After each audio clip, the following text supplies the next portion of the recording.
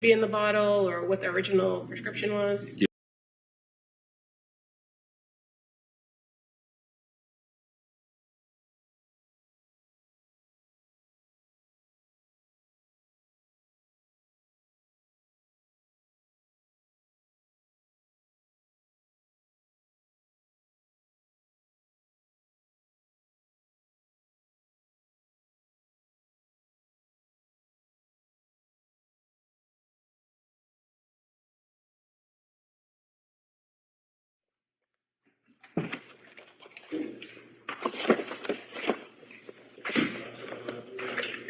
So we're set to the jury at this point.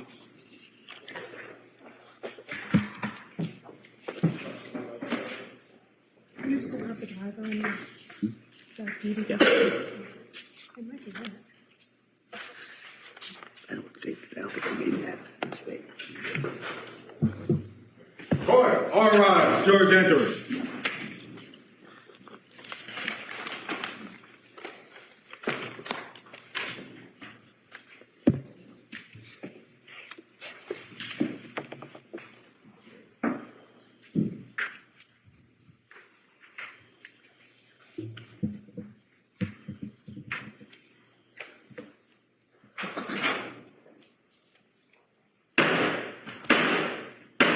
Hey, all persons having anything to do before the Honorable William Sullivan, Justice of the Superior Court, now sitting in Plymouth, was in for the Commonwealth. Draw near, give your attendance, and you shall be heard. God save the Commonwealth of Massachusetts. This court is now in session. Please be seated. Good morning, Your Honor. May I proceed? Yes, please. Your Honor, before the court today, we have the continuation of the jury trial in the matter of Commonwealth versus Lindsay Clancy. Ms. Clancy is present. She is represented by Attorney Kevin Reddington. The Commonwealth is represented by Assistant District Attorney Jennifer Sprague and Assistant District Attorney Shannon Buckingham. All right. Well, thank you, Madam Clerk. Good morning, everyone. What I'm going to do, as you know, I'm going to ask you those questions to make sure everybody was able to follow my instructions, and then at that point, we'll talk a little bit about today's schedule. All right. So we'll get to the questions. First question is: any member of the jury read, seen, heard, or overheard anything from any source about any aspect of this case that would affect your ability to be fair and impartial? Last question, is there any other serious matter or concern bearing on your service as a juror in this case that anybody needs to bring to my attention? All right, great. Thank you for following those instructions. Today, we're going to continue with the Commonwealth's presentation of evidence. The anticipation is that we will go probably similar to what we had the last couple of days into the afternoon. All right, and then after that, before I send you home, I'll talk again with counsel in regards to the schedule for the rest of the week and kind of where we are. All right, so when you leave here today, you probably have a little bit better idea as the schedule for the rest of the week and into next week. All right, so so with that, I think we'll return to the Commonwealth's case. Attorney Buckingham. Sharon, come on, call Daniel Fowler to the stand, please.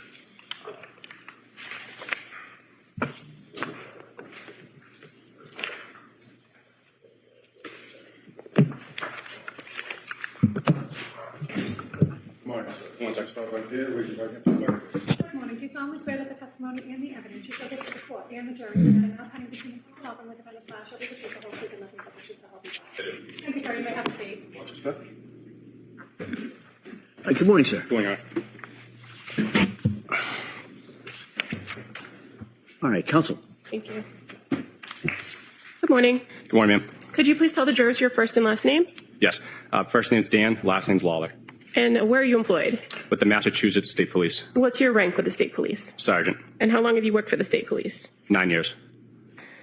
At some point, did you work in an assignment with the Plymouth County District Attorney's Office as part of the State Police Detectives Unit?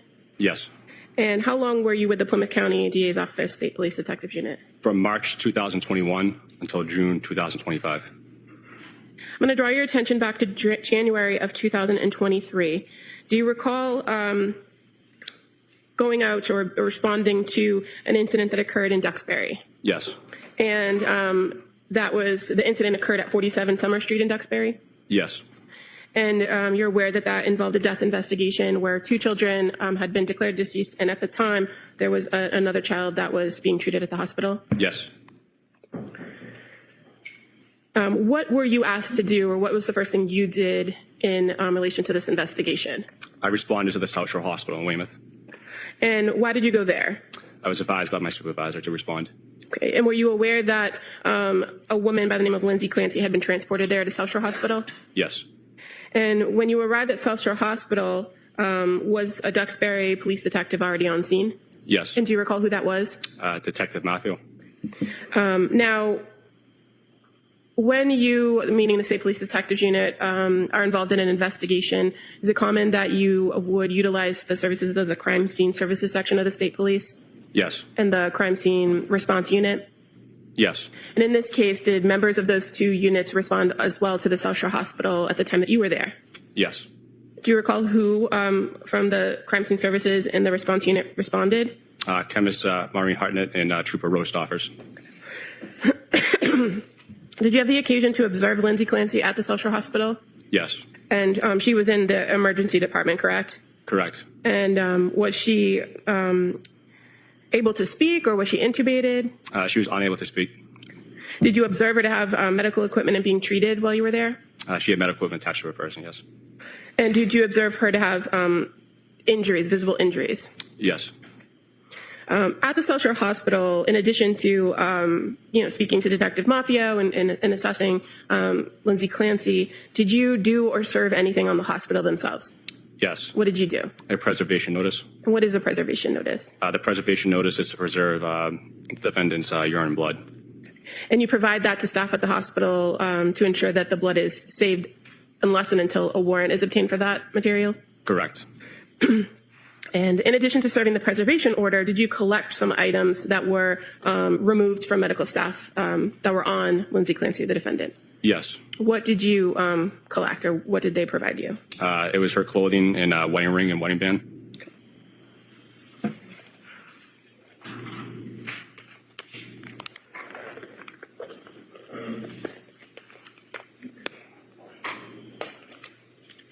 If I may approach the witness.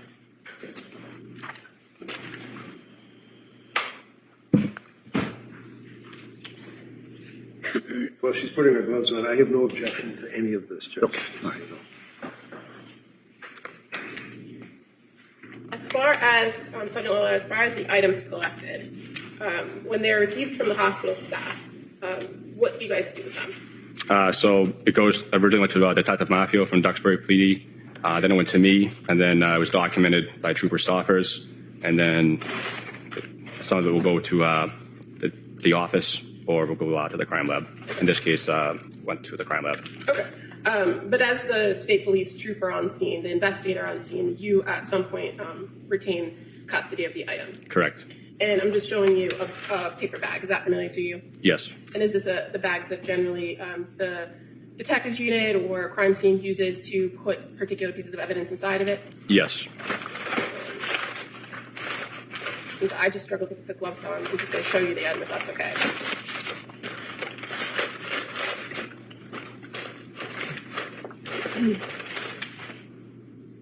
So, I'm showing you one item. Is that familiar to you? Yes. What do you know this item to be? Not sure. Is it a piece of clothing that you obtained from the hospital? Yes. Does it appear to be a woman's tank top? Yes. Okay. And are you able to observe some staining on the front? Looking close. Yes. And again, it's cut down the middle. Correct. This is how it was received from the hospital. Yes. I would move to admit the tank top as the next exhibit. All right, that may be admitted.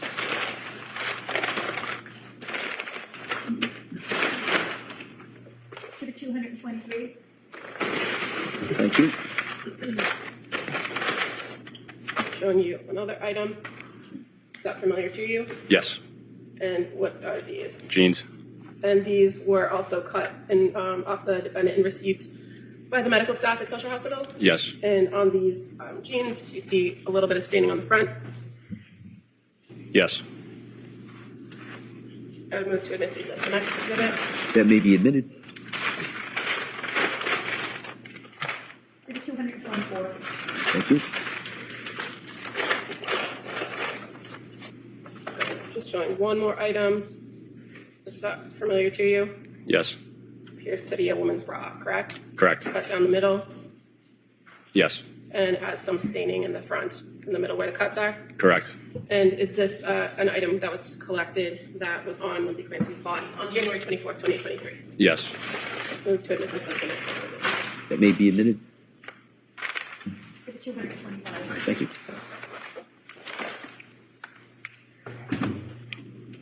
You indicated there was also some rings that were collected, correct? Correct.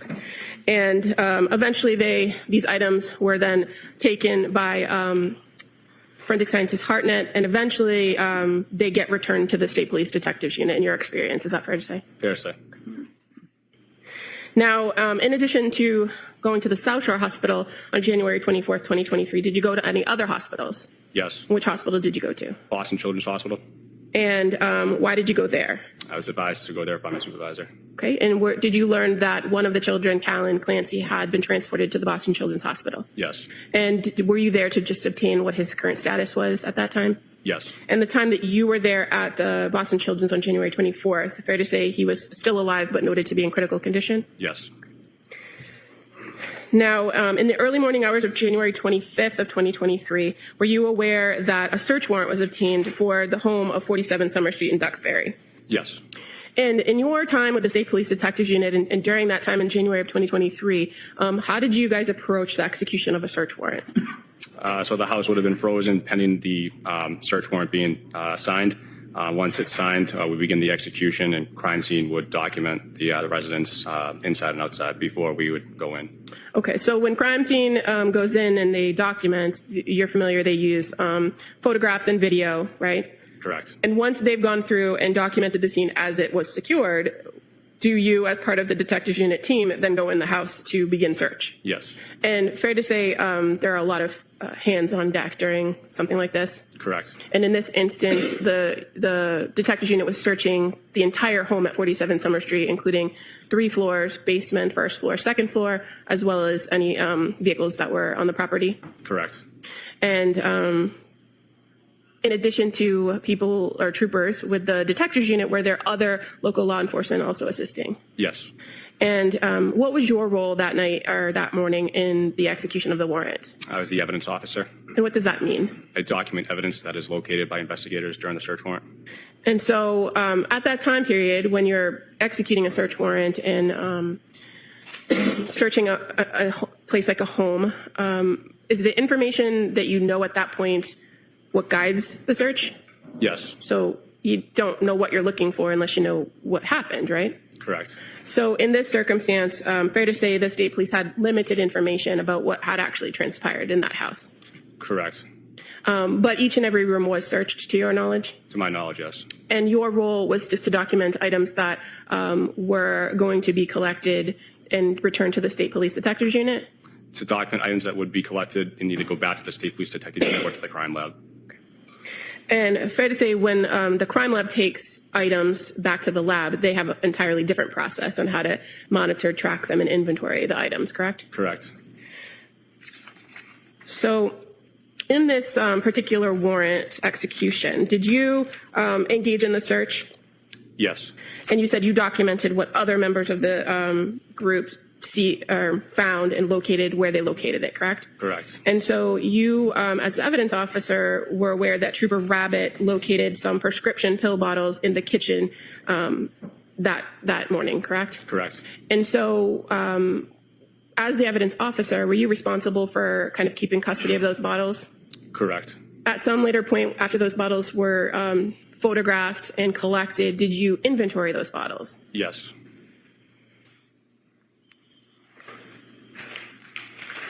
I'm going to just show you what's been marked as Exhibit 155, if I may approach the witness.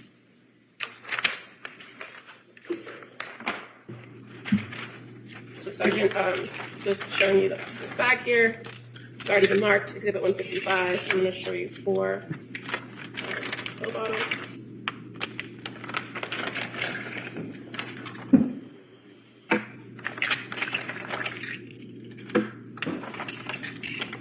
And you can take a look at them. Do they look familiar to you? Yes. So the first one I'm looking at is labeled trazodone. And as far as how you inventory these, what do you do when you inventory them? Just count them. Okay, so you also reviewed the information on the label as to what should be in the bottle or what the original prescription was? Yes. So as far as the trazodone, it says filled on January 12th, 2023, with 30 in it, and so you counted to determine how many were left, right? Correct. And so fair to say there were 20 remaining in this bottle when you inventoried it. Correct. The diazepam, 5 milligrams, date filled January 9th of 2023, with 14 as the quantity. You counted what was in this bottle, Correct. and there's 2.5 left in there, correct? Correct. And diazepam, 2 milligrams, date filled January 16th, 2023. It has 3 listed on there, right? In type? Yes. But there appears to be like a pink mark through it. Correct. Did you put that pink mark on there? No. Would that have been there when the bottle was seized? It could have been. Okay. But regardless of how many it says were the quantity, you counted how many were actually in this bottle. Correct. And fair to say there were 9.5 remaining in that bottle. Correct. And the last one, amitriptyline, 10 milligrams. It says date filled January 16th, 2023, quantity 30. And you counted how many were left in this bottle as well? Correct. And there were 22 in this bottle. Correct. And you documented that as this was put into evidence in the state police. Yes.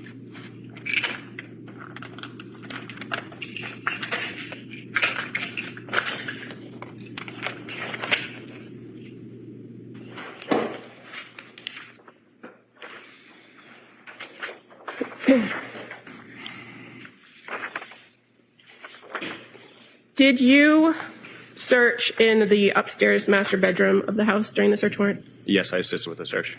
Did you locate anything that you documented or collected to take back to the state police? Yes. In the master bedroom? Yes. Okay. What did you locate? I believe it was a baby monitor and a Google Nest camera. Okay. Did you observe the room, the master bedroom? Yes. And did you search in a nightstand that was next to the bed? I don't recall searching a nightstand next to the bed. Were there other investigators that were also in the room searching other areas of the bedroom? Yes. And as far as any additional work you did on this particular investigation, again, fair to say the detective unit works as a team and divides up work and for follow-up. Correct. And you participated in some follow-up investigation by speaking to some witnesses, correct? Correct. And at some point, you were also asked to go to the Brigham and Women's Hospital where the defendant was following the sheriff's department, keeping watch of her. Correct. Do you recall what day you went there? I don't recall the exact date. Okay. When you went to the Brigham and Women's Hospital, was she in her own room, or was she in like a open area? She was in her own room. When you were there on watch, did you go into the room, or were you outside the room? Outside the room. And as far as your memory of whether anyone else besides medical staff went in there, at any point when you were there at the Brigham Hospital, did you observe another individual come in to visit with her or meet with her? Yes. And were you advised that that person was coming in? Yes. And were you advised that that person was allowed in with a court order? Yes.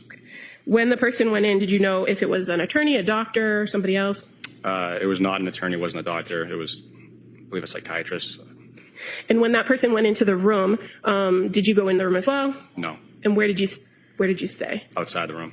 And when this man went into the room, did he leave the door open or close the door? I believe it was closed. And when he came out, did he speak with you? I don't recall. Okay. But as far as you knew at that time period, that person was permitted to be in there and could close the door? Correct. And you don't know what was said or what was done in that room? No. Thank you. Mr. Reddington. So your position was as a sergeant for the state police on these dates that you testified to? No, sir. At the time, I was a trooper. Trooper. Yes, sir. You were assigned to the district attorney's office? Yes, sir. It would be the Plymouth County DA's office, meaning these prosecutors here, right? Correct, sir. Actually, you have an office in their office, right? Correct, sir. You don't have to call me sir. So on the first time you got involved with this case was on the evening of, was it the 24th or 23rd? Tuesday. I think it was the 24th. Okay. And do you recall what time it was that you went there? To South Shore Hospital? Yes, I'm sorry. Approximately 7:30 p.m. Now, at that point, you had known, obviously, that this was a major investigation involving the death of 2 children and 1 serious injury to another child. Is that correct? Correct. The media was absolutely insane all over the location of the house and in the hospitals and everywhere. Isn't that right? I recall media at the house. I'm not sure about the hospital stuff. Okay. It was a fairly horrific and largely attended to, if you will, event. Is that correct? Yes. And Lindsay was, when you went to the South Shore Hospital, that's where you saw her before she was transferred to the Brigham and Women's, right? Yes. When you went in to see her at the South Shore Hospital, she was in the emergency room, right? Yes. Would you agree with me that she was pretty well, she had the intubation tube in her mouth, she had tape on her face, she had her arms all taped up and wires and tubes and everything else, right? Yes. And it was a very confusing and, quite frankly, shocking sight to walk into that room and see her there in that condition, right? Yes. And you, about your duty, collected clothing and her wedding band, correct? Yes. And you went through all that with the items you seized, and you introduced those into evidence and noted what the government said appears to be stains, but it was blood on her clothing. Is that right? I would say, yeah. In your experience? Yes. Okay. Any shoes? Did she have any shoes, sneakers, slippers, anything like that?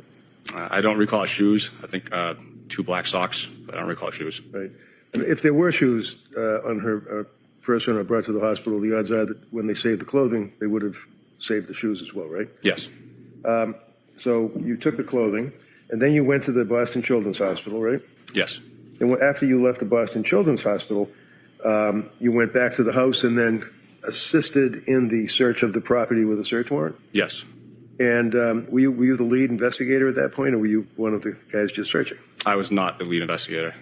But there was a court order, search warrant, right? Yes. And you, meaning collectively you, knew that you had a search warrant that authorized a search for a number of items, including medications or pills or pill bottles, right?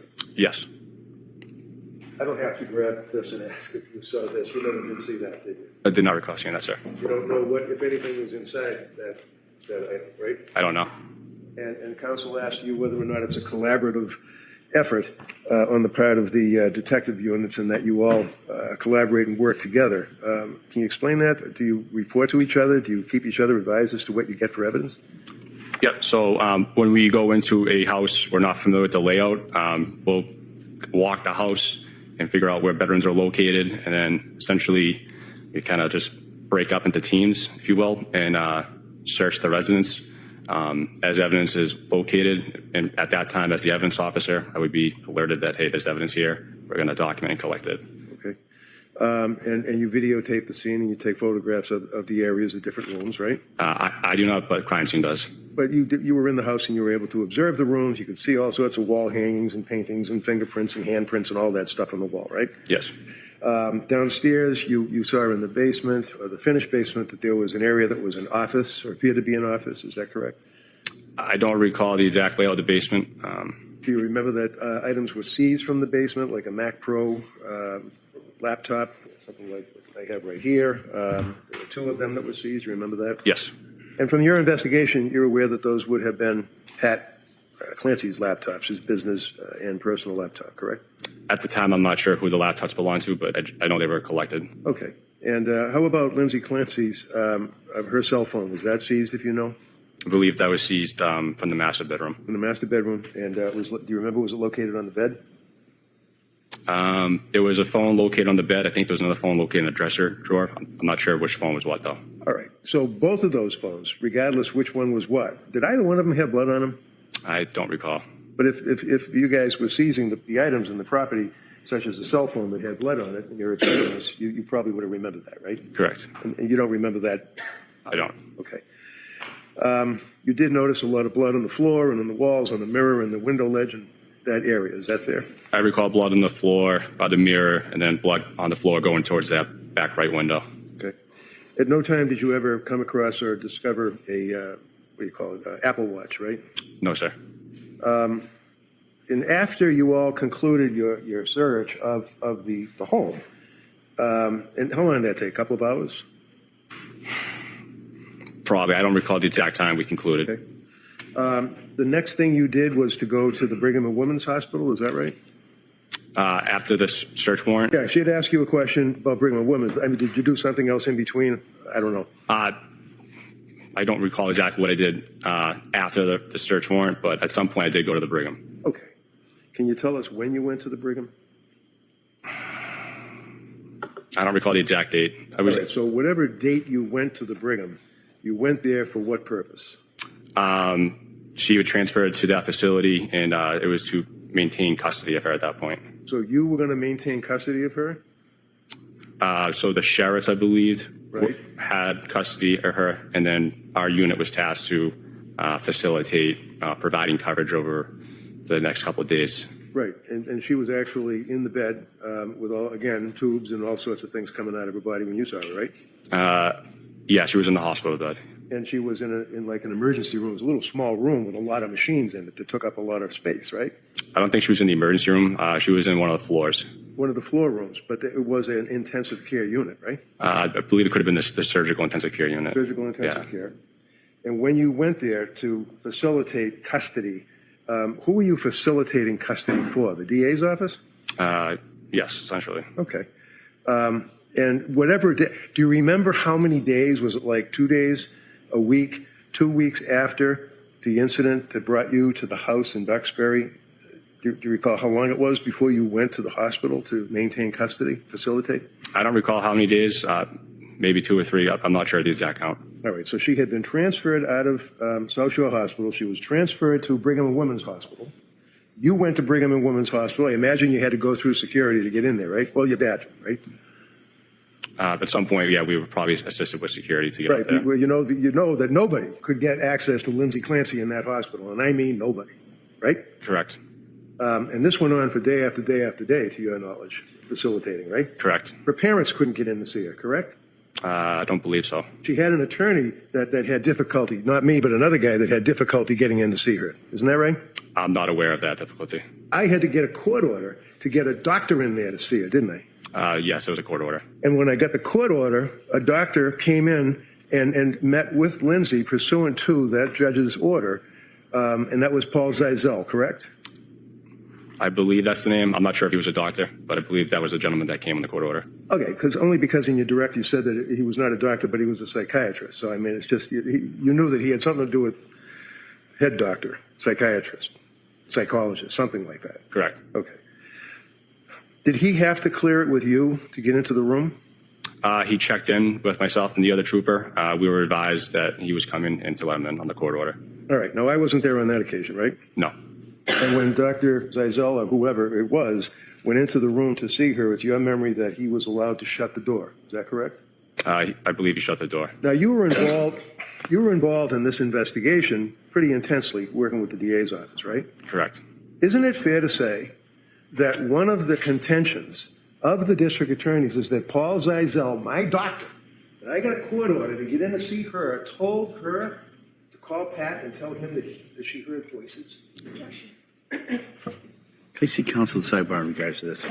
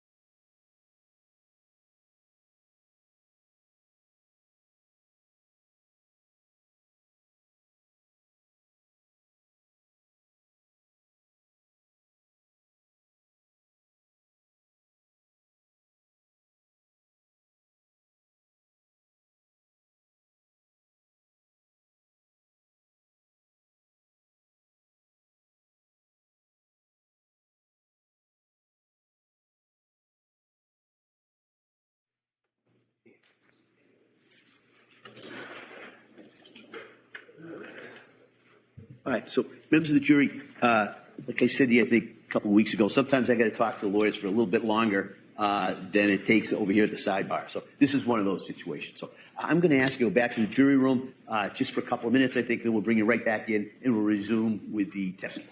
Okay? Court, all rise. Jurors, close the notebooks. On chairs. This way, please.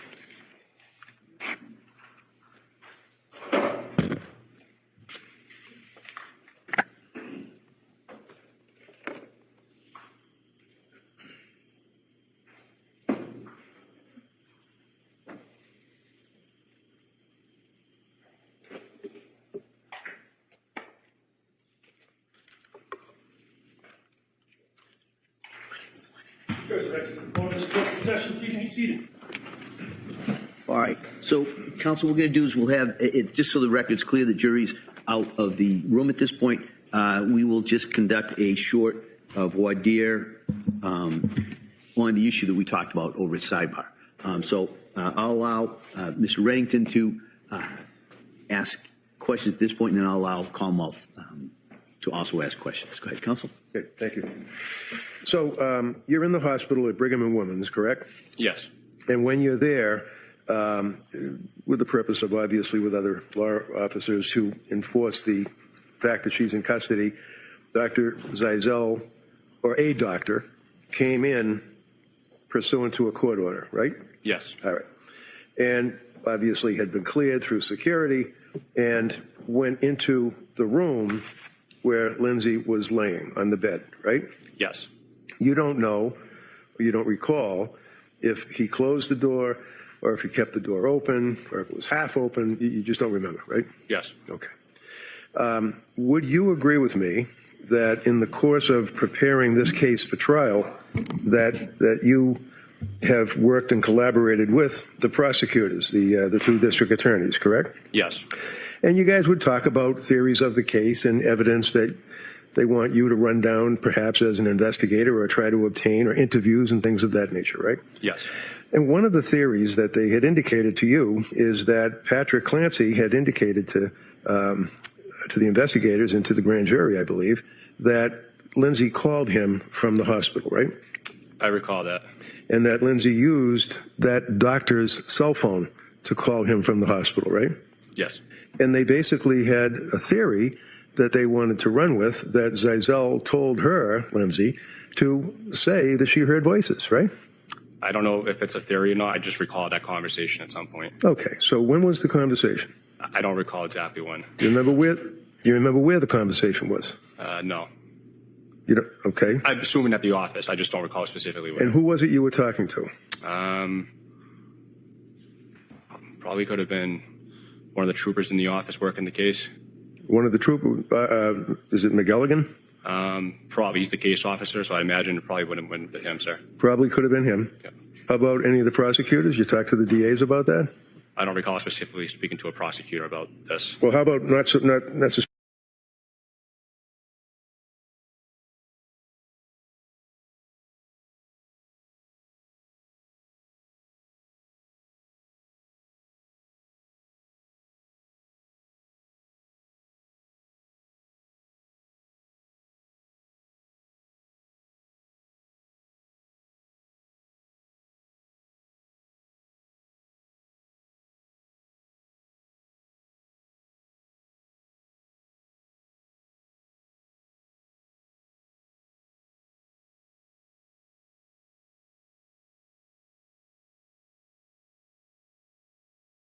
Conversation, Lindsay communicated.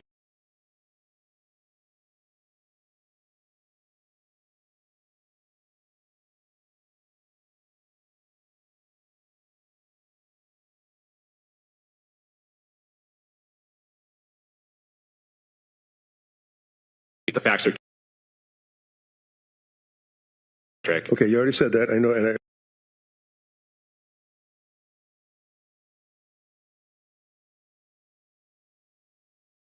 right? Yes.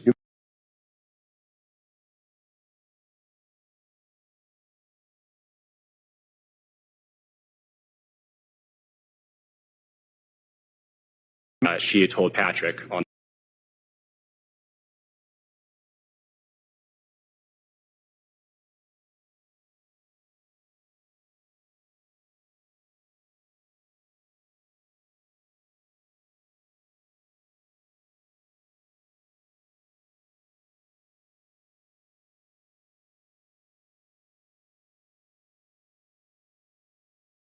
The voices.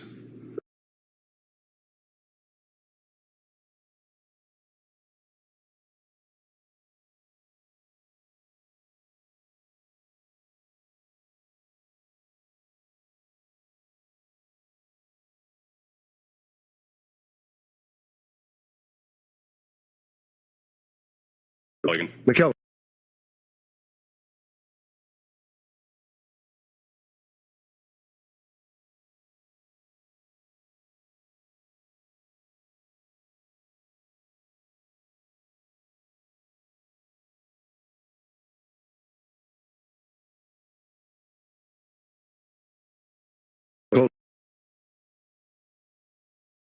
Attorney Buckingham.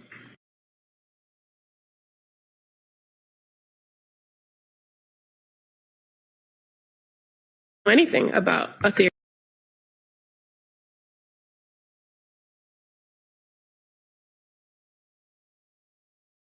Did you? Had a conversation with the prosecutor. Anything that you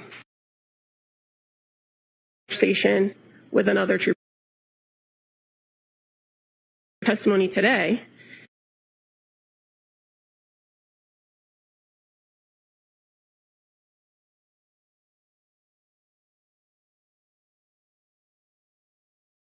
That incident after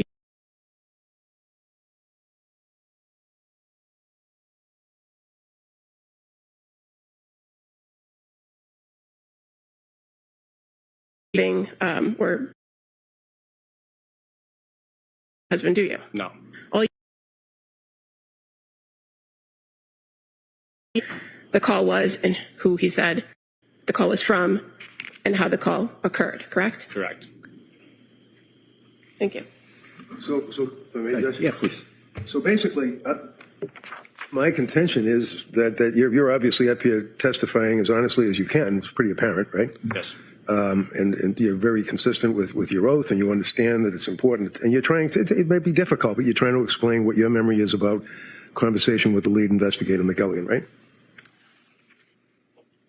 I mean, you're trying to tell us what your memory is, right? Yes. So your testimony pertains to your conversation with the lead investigator, McElligott. It's got nothing to do with the fact that you don't recall this or you don't recall that. What you've testified to is for the judge to consider, right? Yes. Okay, that's all I had. All right. All right. Why don't we do this? I'm going to take about a 10-minute break at this point, Okay. And we'll come back out and we will resume cross-examination. Okay? Court, all right. All right, please.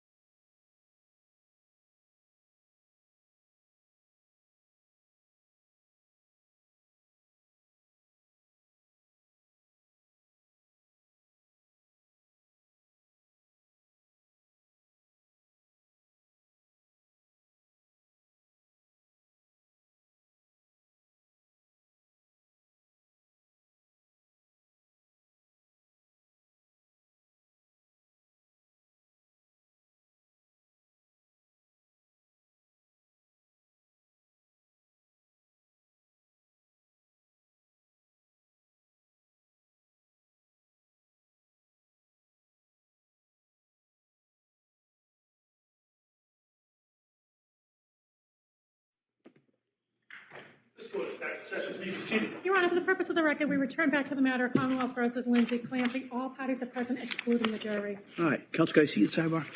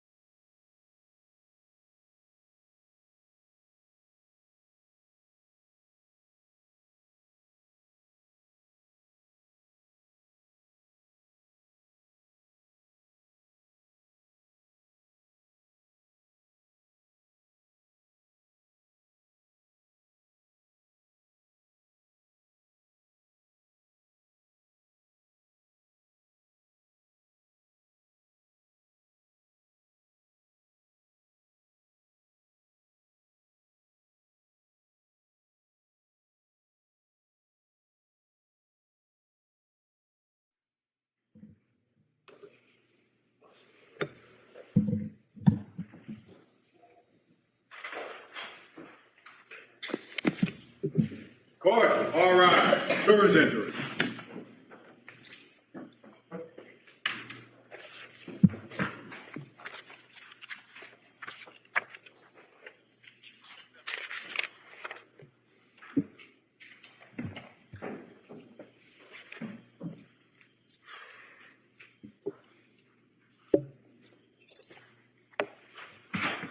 This court's now in session. Please be seated. Your Honor, for the purpose of the record, we return back to the trial of Commonwealth versus Lindsay Clancy. All parties are present, including the defendant and including the 18 jurors. All right.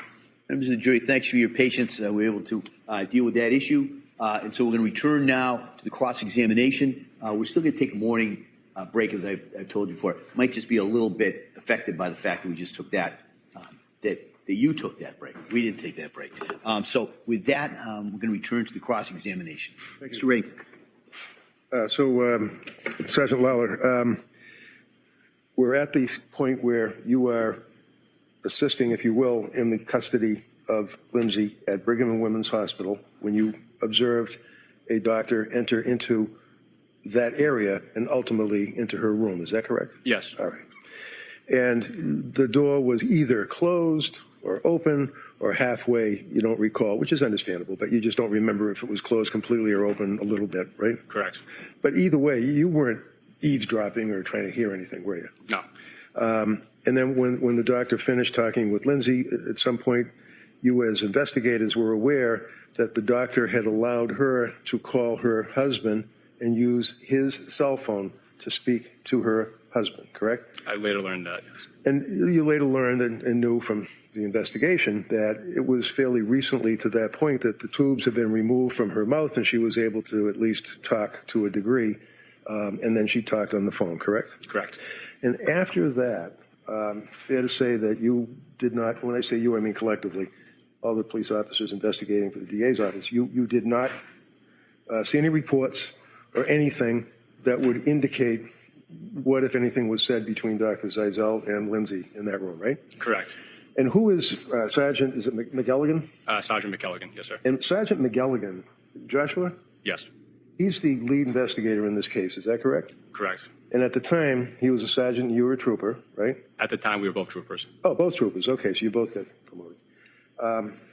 And he, as the lead investigator, told you in a conversation, or perhaps more than one, that the government theory is that Dr. Zeisel told Lindsay to say to her husband that she heard voices, right? Yeah, if you can rephrase that. Okay. Did you talk to McElligan about the theory that Dr. Zeisel is the reason that she told her husband that she heard voices? Yes. And do you remember where or when that conversation occurred, or how many times that you guys discussed that? I believe it would have been at the office. I don't recall exactly when. Okay. And there's no investigator basis for that. That's McElligan's speculation. Is that correct? Correct. When you went there and you observed Lindsay after the doctor left, she's still obviously in the bed because she's paralyzed, right? Correct. She was still in the bed. Was she restrained by either soft restraints or handcuffs or whatever? Do you remember whether her hands or her wrists restrained to the bedpost? I don't recall specifically restraints. Okay. And you mentioned that the state police were there. That would be people that were obviously working with you, right? Correct. And do you remember how many state police were there that you were coordinating or assisting? Per shift, there was 2 of us. 2? Yes, sir. Okay. And also there were sheriffs from the Plymouth County Sheriff's Department that were there, right? So we relieved the sheriffs. Okay. And how many sheriffs did you relieve? I don't recall exactly. Probably 2, though. Okay. And how about Duxbury Police? You recall the Duxbury Police being there? I do not recall Duxbury Police there. How about the security cops for the hospital? Do you recall them being there, either in the room or outside the room? I don't recall them being outside the room. Do you recall coordinating with the security boss, the head guy for the hospital security? I recall having some assistance at some point from security to get up there. Okay. And do you remember how many days it was that you were assisting in the custody situation of Lindsay before she was allowed to have family and me and different people visit with her? I don't recall exactly how many days. What, a week maybe, or less, or longer? Less than a week? Less than a week? I think, yeah. I don't remember exactly, though. And even though she was allowed to have visitors, still the police presence was there. Is that correct? After I left, I'm not sure after I left what the visitation was like. So when you say after you left, you mean when you left the hospital? You mean after you were finished with your tasked duty of dealing with her security and being under arrest? Correct. After my assigned shift, I don't. So after you were involved, obviously you don't know what happened after that. Correct. Okay. That's all I have. Thank you, sir. Thanks, sir. Redirect, Ms. Buckingham. Sergeant Lawler, in your experience working in the detectives unit as a trooper, is it fair to say you oftentimes will have conversations as investigations are unfolding with other investigators that you're working on a case with about the case, potential evidence, theories of the case? Yes. And it's also fair to say that theories change over time based on your investigation, what evidence you find. Correct. Was there anything about a conversation that you had with Trooper McGalligan about this theory that affects your testimony as you stand here today? No. And you didn't hear anything that occurred in that room that day that you were there when Dr. Zizel was there, did you? I did not hear anything. Nothing further. Just briefly, well, your testimony, basically, unobjected to, is talking about clothes that were seized at the house and the other investigation going to the hospital. That's it, right? Objection. Beyond the scope. Sustained. All right. All right, anything further? All right, thank you, sir. Thank you, Your Honor. Thank you.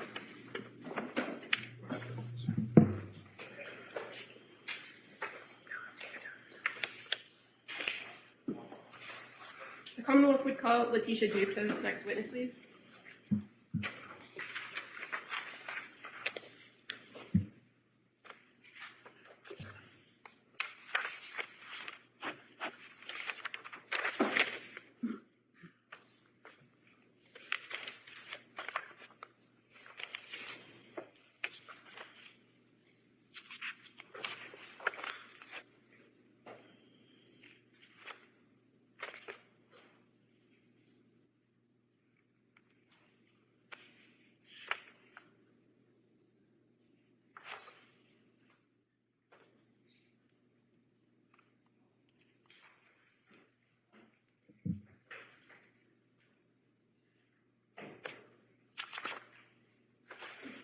Good morning. Good morning. Subject here is the right of the court. Good morning. Do you solemnly swear that the testimony you give in the jury will shall be the truth, the whole truth, and nothing but the truth? Good morning. All right. I'm going to ask you to keep your voice up and speak into that microphone, okay? Sure. All right, thank you. Yes, counsel. Thank you. Could you please tell the jury your first and last name? My name is Letitia Dukes. And how do you spell your first name? Latiesha. And how do you spell Dukes? Dukes. What do you do for work? So I'm a licensed mental health counselor. I worked as a perinatal clinician at South Shore Hospital. And what kind of education did you receive in order to do that? So I have a bachelor's in psychology, a master's in mental health counseling, and a master's of education in mental health counseling. And you mentioned the South Shore Perinatal Clinic. Do you still work there? No, I do not currently still work there. How long did you work there? I worked there for about 5 years. What did you do there? At the perinatal clinic, I worked as a perinatal clinician, which involves like short-term therapy from prior to birth to postpartum. and supported with connection to care, whether that be therapy or higher levels of care, so intensive outpatient therapy, partial hospitalization, or inpatient care. And do you often collaborate with patients and other clinicians at the clinic or nurses about treatment plans for patients? Yes. And do you help to manage the treatment plans with the patient? Yes. How do patients, or strike that, for your role at the clinic, doing the therapy and being the clinician, are you often referred patients by the nurse practitioners or somebody else who had seen the patient or did an intake with the patient? Yes. And do you work with that prescriber or practitioner over the course of the treatment with that patient? Yes. And as far as your role and what you do with patients, is it fair to say that a large amount of your ability to work with a patient is based on your relationship and rapport that you develop with the patient? Yes. And do you rely heavily on things that they report to you when you're assessing them diagnostically and trying to help them come up with a treatment plan and offering therapy? Yes. And one of the things that might be important in that is to assess a patient's presentation each and every time you meet with them, right? Yes. So do you do that in each appointment or each interaction with the patient, assess them for various things? Yes. And what kinds of assessments do you perform? So I typically perform a psychosocial assessment, which is getting their behavioral health history, as well as their current presentation and reason for coming in for therapy. So whether that be a specific diagnosis or current concern, or recent like crisis or trauma, and also a risk assessment that assesses how they're doing in that moment. Okay. And as far as the therapy component of your interactions, is that largely based on the patient? Yes. And what kinds of therapy can you offer in that short-term therapy? In that short-term therapy, we offer cognitive behavioral therapy, dialectical behavioral therapy. I also offer something called EMDR, eye movement desensitization and reprocessing therapy for patients that have gone through trauma, as well as it could be even short-term support, like a couple of weeks until they're transferred to the appropriate level of care. And in your sessions with patients, is there a minimum or a maximum time limit? Typically, our program would go from birth to postpartum up to 2 years. If it did go a little bit over 2 years because of lack of connection to care, then it would go a little beyond that, but typically it's 2 years. Okay, and that's the duration of your treatment or your interaction with patients. But what about in each appointment that you have? Is there a minimum or maximum time set by the clinic of when you see a patient in a particular visit? Yes. So do you mean as far as like weekly or like hour, half an hour? Well, I guess the question is, if a patient's coming into you because they were referred and you're meeting with them on a regular basis, how long are the appointments in duration? An hour, half an hour?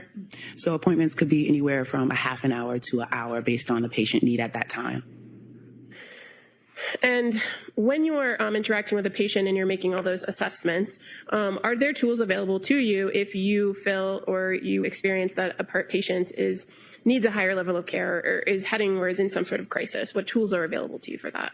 So tools that are available to me is connection to my direct supervisor, as well as crisis coordination, as well as like the crisis support numbers that are in that area. So I could either call with the patient or sit with the family, create a safety plan, and the patient can call later on if they feel like they're safe to go home and they have supports at home. Okay. And at some points, could it be that you would need to involve authorities like the police? Yes. And you also are familiar with the Section 12? Yes. And then that it's an involuntary procedure where the court gets involved? Yes. Now, as far as when you do meet with patients on that regular basis, either for follow-up or an intake, is it a telehealth situation, an in-person situation? It depends on what the patient is comfortable with and what the patient is able to do as far as like access. So we offer both in-person and virtual appointments. Okay. As far as when you first meet with a patient, when they've been referred to you, that first intake procedure, is there a recommendation for whether that be in-person or telehealth? All the perinatal behavioral health appointments for mental health counseling are in person, that initial visit. And then the subsequent appointments are oftentimes directed by the patient? Correct. Would there be instances where you would insist or prefer that the patient actually come in person if they've elected for telehealth? Typically, you prefer someone to come in person because they have either like fallen out of care or there are concerns for their safety for some reason. And if you don't have those immediate concerns and it's the preference of the patient, do you often engage via telehealth? Yes. I'm going to draw your attention to a particular patient by the name of Lindsay Clancy. Do you remember when your first contact was with her? I remember it was around late November, early December. Okay. And you're aware that she came to the perinatal clinic and was being initially treated by Julie Paul? Yes. And by the time you engaged with her, she had her care had been transferred to Rebecca Gelada, correct? Yes. So fair to say you had the most contact with Rebecca Gelada about this particular patient? Yes.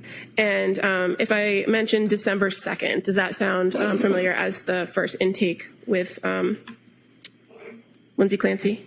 Yes, as I said, around late November, early December, so that sounds about right. Okay.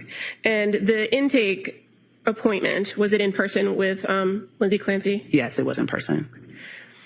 And what were the services that were being offered for her? Why was she referred to you? So she was referred to me for postpartum anxiety and depression symptoms. That's what she was referred for. And in this first intake, did you go through that psychosocial history with Lindsay Clancy? Yes. And did you have some previous information from an intake with with Julie Paul, or did you do it fresh on your own? Fresh on my own. Okay. And so again, this is information that the patient is reporting to you about their history. Yes. And so in this instance, you noted that the defendant told you, or Lindsay Clancy told you, that she had some prior contact with mental health, right? Yes. That she had engaged with a psychiatrist in nursing school, and that she had been prescribed medication at that point, correct? Yes. And that she, prior to coming to the clinic, that she had been engaged with a psychiatrist. Yes. Did she identify what her concerns were, or what her presenting concerns were to you? Yes, she did. And what were the concerns? Her presenting concerns were anxiety, lack of sleep, depression symptoms, frequent passive suicidal ideation, thoughts of wanting to die and no longer be here. Okay. And had she reported to you that she had been on a number of different medications? Yes.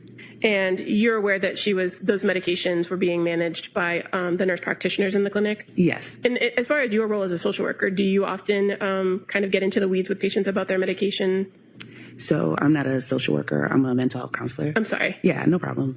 But I typically have an overview of medications, but I don't particularly get into prescribing or how to take medications. Okay. And so what's the focus of your role in offering counseling services to women with postpartum anxiety and depression at the clinic? So my role would be to create a treatment plan to address the concerns, which would be like the anxiety and depression symptoms, and work on coping skills and building community supports around that. Or if she needed a referral to a higher level of care, I would do that.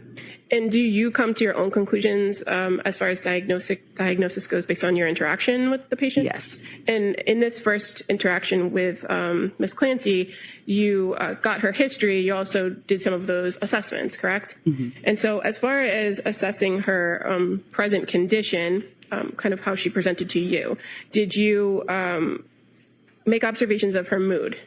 Yes. And do you recall her mood being low? That she felt numb and unable to laugh? I apologize. If it's medical record, I don't have any objection, but I'd prefer not the leading. I have no problem if she reads from the record, though. All right. If you could just, there's objection, in fact, leading question sustained, but is there so there's no objection if this witness, if you want to look at your notes, I don't know if you have your notes with you. I do not. Do they have a copy of the medication? I don't know if the parties have a copy that she could look at. I do. I could Do you have a blank copy? Well, I mean, it has like a date on it. It doesn't have a lot of notes on it. It just has a name. I can approach page by page. It's fine. Sure, that's fine. So if you need or want to look at the record, just let us know. We'll do that. Sure thing. Thank you. Just going to shake out the page. Sure. I speak that with her. Sure, yeah. So, Ms. Dukes, on this particular visit on 12/2, what was her mood? So she reported having low mood and feeling numb. Okay. And so you said she reported. So in the note that you're reviewing, these particular questions or these observations that you noted, are they based on her reports to you about these areas? Yes, and as well as my observation of her. Okay, so did it appear that her mood was consistent with what she was reporting to you based on your observations? She appeared to have, if you can say, like, normal mood. There was no, like, tears or sadness, or, like, there was no blunted interaction. She was able to make eye contact. Okay. And kind of moving to what's identified in your record as mental status exam. Yes. What is a mental status exam? So a mental status exam is an exam that's assessing how the patient is appearing, what she is reporting, as well as any concerns about safety, which would be any suicidal ideation, homicidal ideation, as well as any intrusive thoughts or worry, any hallucinations or delusions. Okay. And so in this exam, is it a mixture of what the patient tells you and what you're observing? Correct. Okay. And if I can approach you with another page, page 53. Thank you. In regards to, on this particular first encounter on December 2nd, when it comes to the mental status exam, were you able to observe her facial expressions? Yes. And what were your observations of her facial expressions?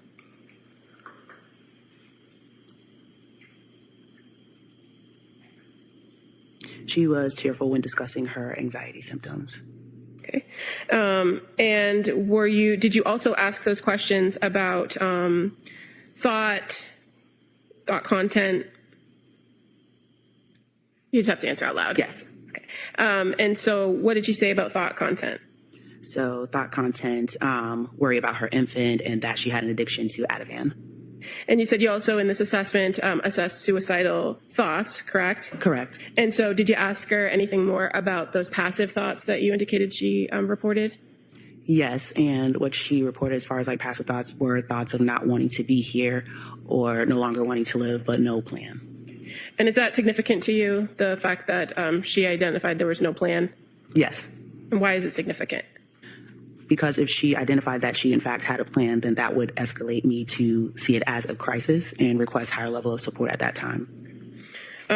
As far as your observations of her thought process, were those within normal limits?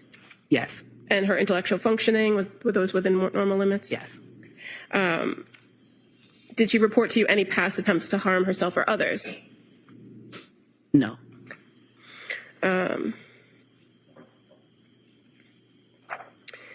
Did you go through with her her behavioral health history? Yes. And other than what you indicated as the anxiety and sleep, did she identify any concerns around substance abuse issues?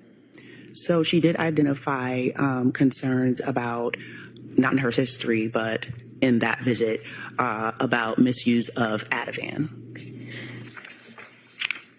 And if somebody expresses concern about that substance use, do you have a tool available to you to assess whether they have substance use issues? Yes, so there is an assessment within the initial intake appointment that has a specific section to further assess substance use disorder. And did you identify whether she presented with any substance use disorder issues? I did assess that she did not present with any substance use disorder issues. And as far as her expressed concern to you, fair to say it was focused on the one particular medication, the medication Ativan, correct? Yes. And why did you not find that to be an issue based on your assessment? Based on my assessment and how she stated she was supposed to be using it, it was used correctly to remedy the anxiety symptoms. Okay. And after this initial intake, I guess the first question is approximately how long is this initial intake appointment? The initial intake appointment is typically an hour. And after having spent the hour, gone through these assessments, spoken to her about her history, were you able to come up with or give an opinion about diagnosis? Yes. And based on her presentation to you, what was your opinion about diagnosis? At the time, my opinion about her diagnosis was postpartum anxiety because she had a lot of anxiety about most things. Okay. And so what were your recommendations as far as a treatment plan for her? My recommendations at that visit was outpatient therapy, continued medication, and weekly visits with me. Okay. And why did you recommend outpatient therapy on top of therapy with you? So outpatient therapy was kind of like a blanket therapy, but more so like intensive outpatient therapy, partial hospitalization therapy. And was your role in offering her weekly sessions an attempt to kind of bridge services and make sure she was getting everything she needed, or something different? To bridge services. And so after that meeting with the recommendation for weekly visits, did you begin to schedule additional visits with her? Yes. And after that particular visit on December 12th, did you send her any particular information? Yes. And how do you do that? How do you send patients information if you're not able to give it to them? I can send it through my chart messaging. And on this particular day, after your meeting with her, you sent her some resources about cognitive behavioral therapy. Did you not? Yes. Your next contact with her was December 5th. Why December 5th, if you had just met with her on the 2nd? That may have been the soonest available appointment that week for her. Okay. And it was shy of the 1 week, right? Mm-hmm. Was there anything in your meeting with her on the 2nd that made it necessary to have a shorter appointment? No. This next contact on the 5th, was that in person or telehealth? Telehealth. And on this day, on the 5th, when you met with her, did she report some additional information or report how things had gone over the weekend to you? May I see my notes? Sure.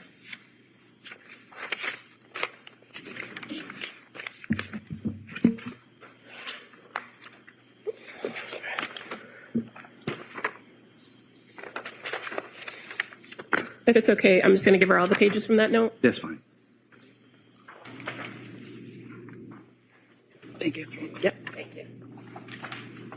Okay. I'm just reviewing the note. Sure. Take your time.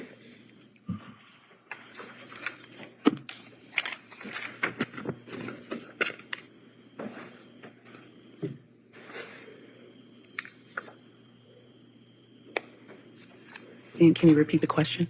Sure. In that visit on December 5th, did she indicate to you or did she report to you how the weekend went for her? Yes, she did. And what did she say about the weekend?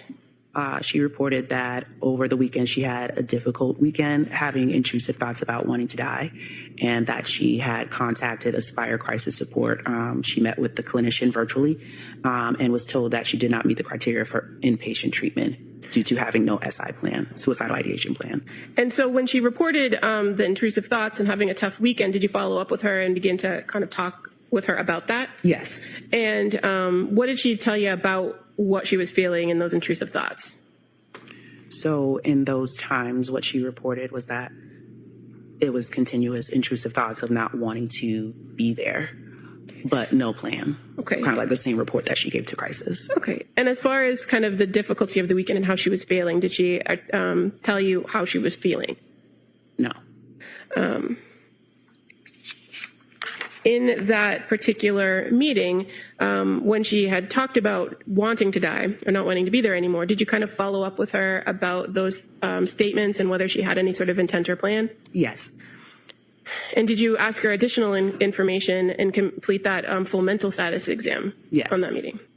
And were there any signs of psychosis or signs of mania or homicidal ideation? No. And at the time that you met with her on the 5th, was she currently having those thoughts about wanting to die? Do you know? Just reviewing the notes. Sure.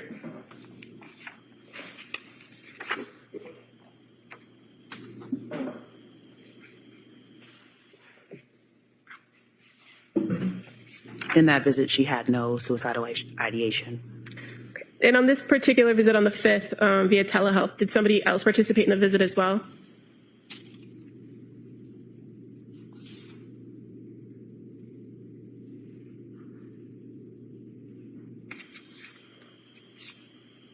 I could direct you to page 45. 45? Yeah. Okay.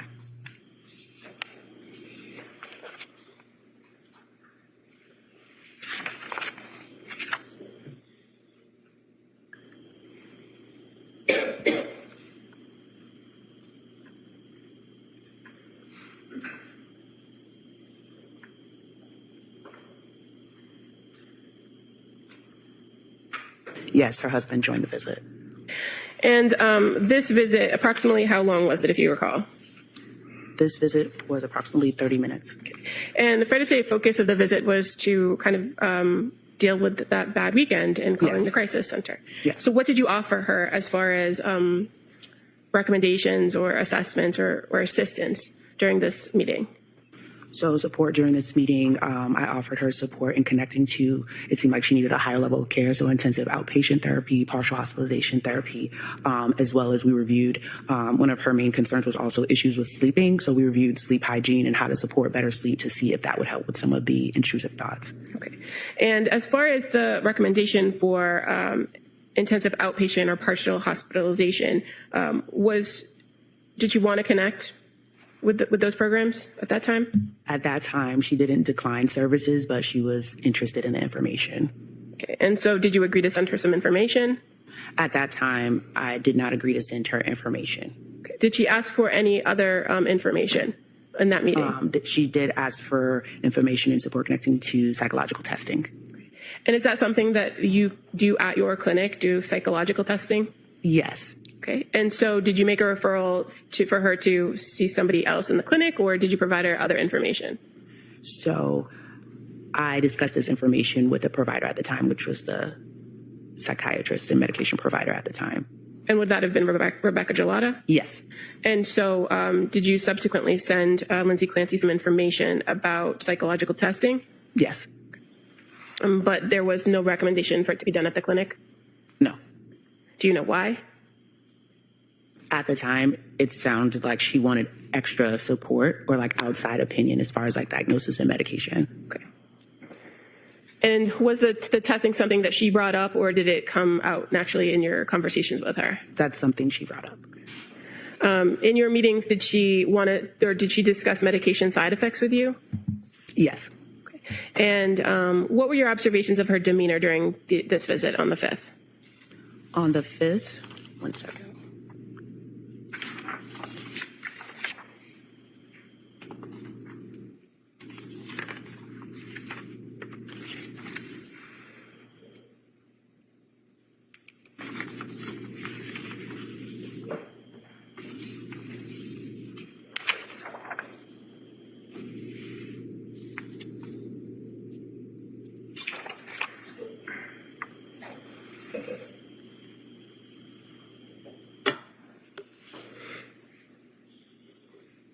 Her presentation overall was within normal limits. She didn't appear like anxious or different than any other visit I had with her. And this is kind of your second meeting with her, right? Yes. And how many meetings did you have overall with her during the time she's at the clinic, if you know? 4.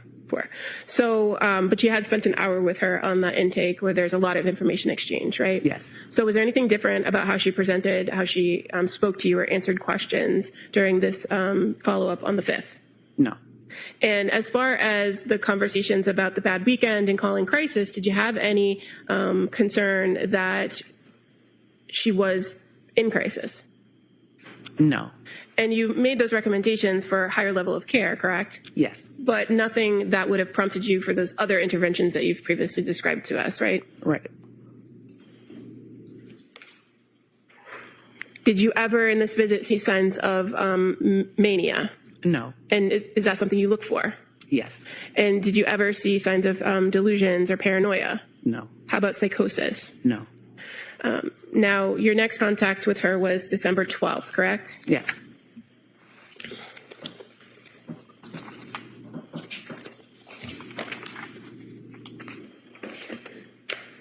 And was that in person or telehealth, if you recall? Telehealth. And on the 12th, did you have further conversation with her about your previous recommendations about partial hospitalization programs? May I review? Yep.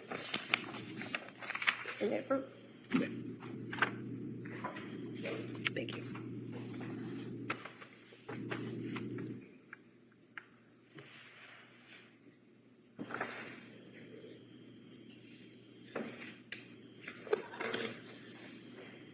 Yes, we did have further conversation about recommendations. Okay.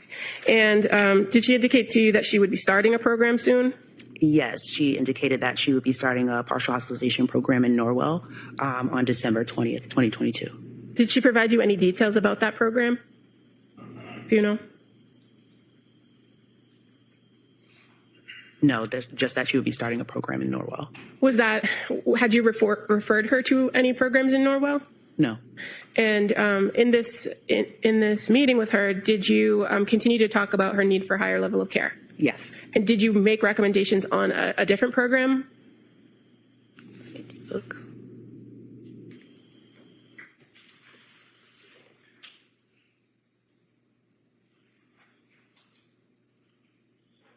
Yes, I did make a recommendation on women and infants.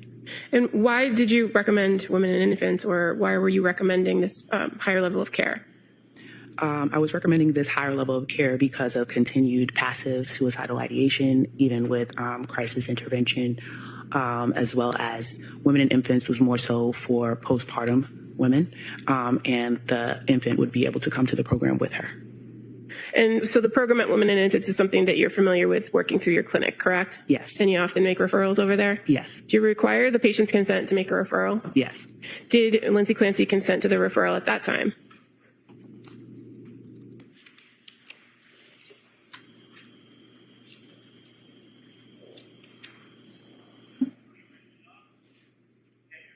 Yes.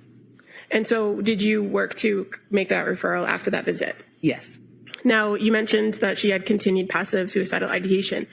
In this meeting that you had with her, did you assess that? Her suicidal ideation? In this visit particularly, did she have passive suicidal ideation? Well, do you ask if they still have that? Yes. Or if they currently have thoughts of suicide? Yes. And in this instance, did she have thoughts of suicide or wanting to die? Just reviewing. Hold on.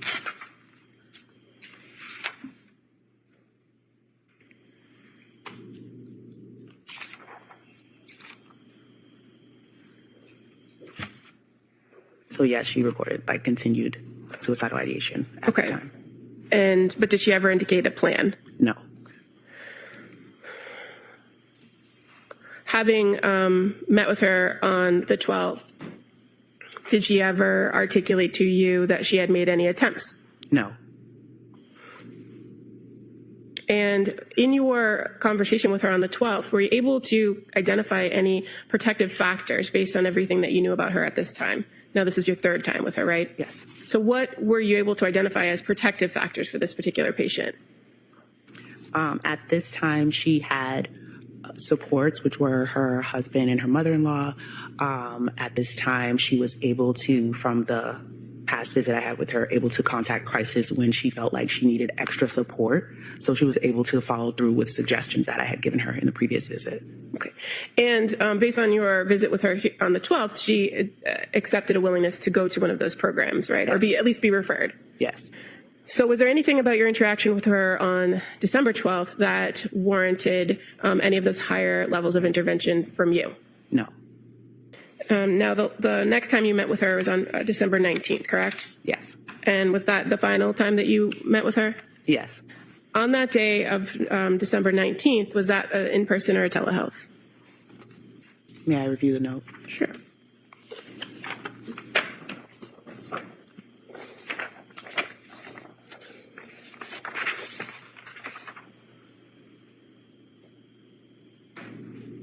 Thank you.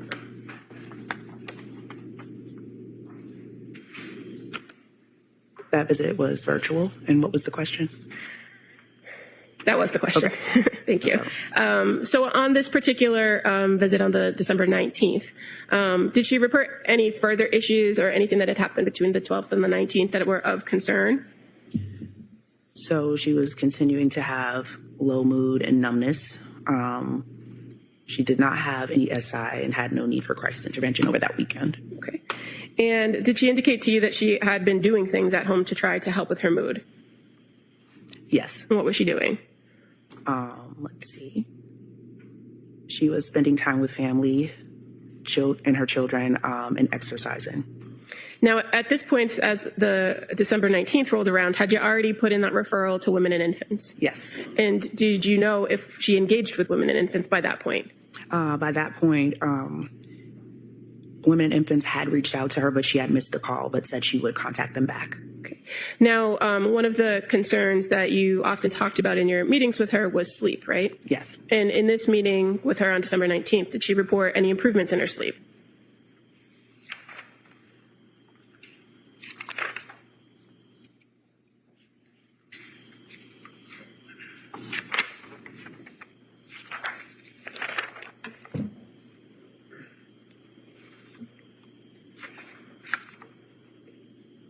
No. Well, if I direct your attention to page 13, at the top of the page where it says risk assessment, there's a category for neurovegetative disturbances. Do you see that? Yes. Can you show me what you mean by page 13? Oh.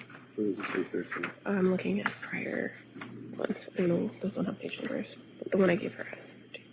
It's December 19th. That's Okay. the last page of the note. This one here, then, right? Yeah? Okay. There Okay. should be 3 pages. Okay. What did you note under neurovegetative disturbances? I reported that sleep has improved. And that would be information that's reported to you, correct? Yes. You can't make observations of whether somebody's sleep has improved, can you? No. Okay. So in this instance, she told you she was going to follow up with the referral, that she was waiting for a call back, that she had improved sleep, but that her mood kind of had remained the same, low mood, numbness, right? Yes. Okay. Anything about your interaction with her that day that was different from the prior interactions? That day, she seemed to be more engaged. She was able to smile. She was able to laugh. And she was enjoying time with family. And so did you look at that as something positive? Yes. Was there anything about your interaction with her on this day, on December 19th, that made you think that you needed to invoke a higher level of care? No.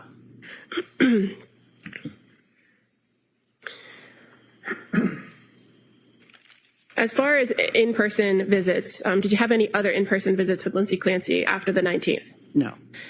Fair to say your contact with her was very limited after that point? Yes. And on December 27th, did you have some interaction with her and her husband? Yes. And why did you have interaction with them? May I see the note? Sure.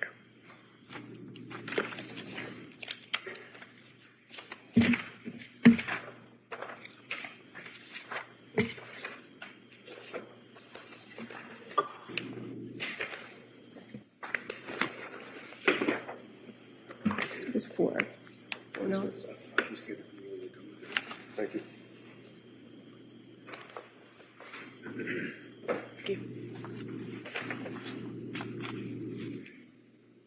Can you repeat the question?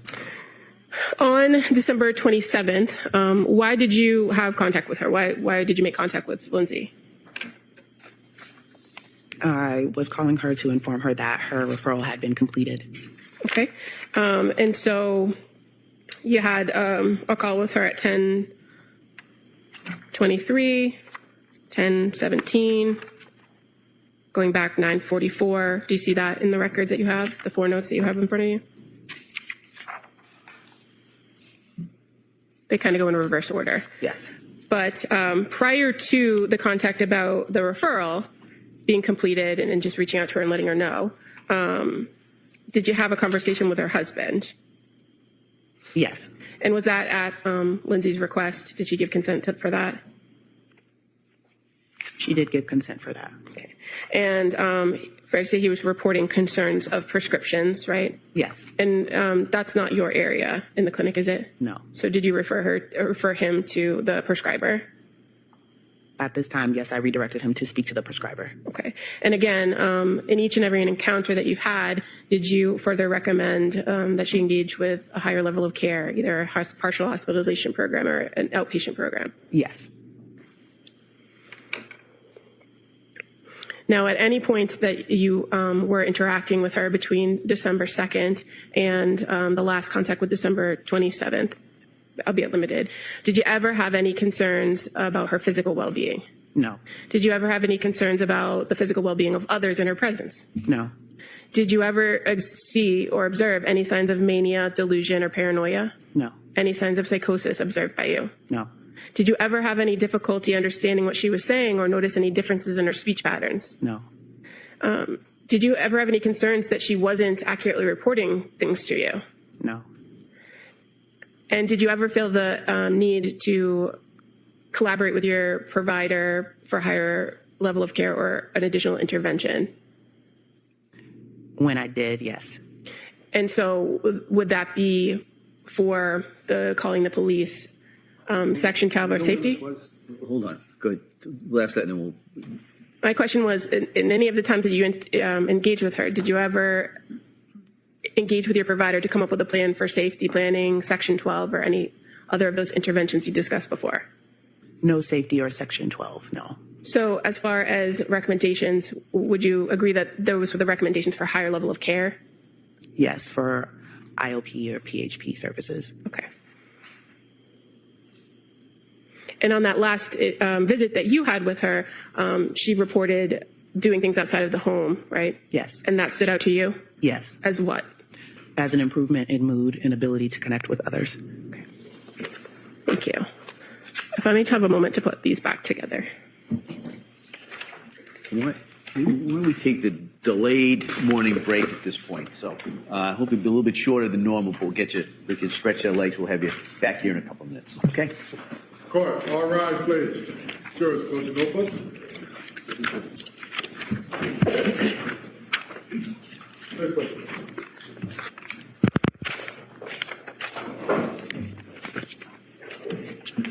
I can see what you need. Yeah. I just have to put them back together because they're a little out of order.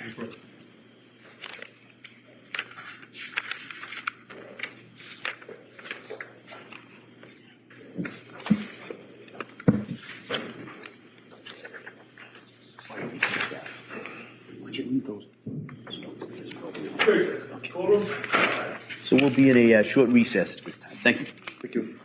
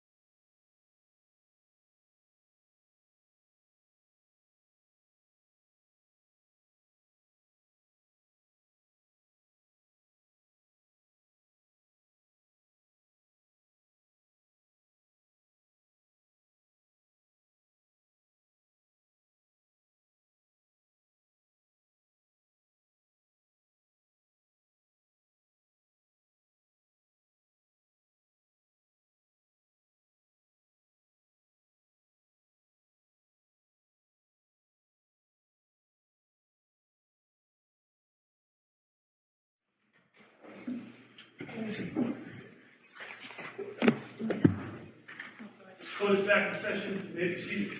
All right. We all set for the jury? Yes.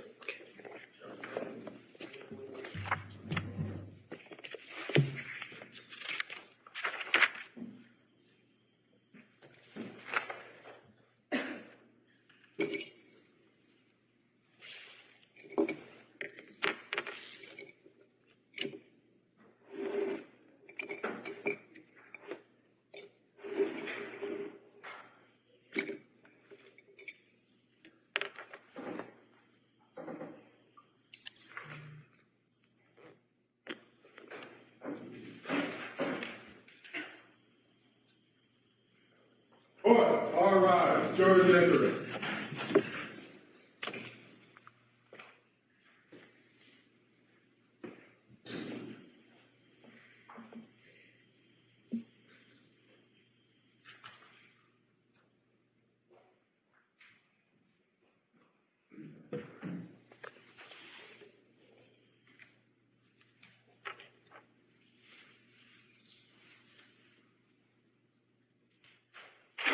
This court's now in session. Please be seated. Your Honor, for the purpose of the record, we return back to the trial of Commonwealth versus Lindsay Clancy. All parties are present, including the defendant and including the 18 jurors. All right. Counsel? Thank you, Your Honor. Morning. Good morning. So, can you tell me, is it 4 times that you yourself actually met with Lindsay or more? Can you repeat that? I'm sorry. Was it 4 times that you actually met with Lindsay or more? And that would include telehealth. 4. 4 Yes. times. Okay. You met with her on the 2nd of December, right? Yes. And you met with her on the 12th of December, is that right? Yes. You met with her on the 19th of December, right? Yes. And is it the 27th as well? Was there another one? Do you remember when that was? That was by phone. By phone. Would that be the 27th? Yes. Okay. So what I'm going to do is give you the documents that the district attorney is questioning you from, so that you can actually have in front of you, okay? Thank you. And you can slide up and just... Yeah.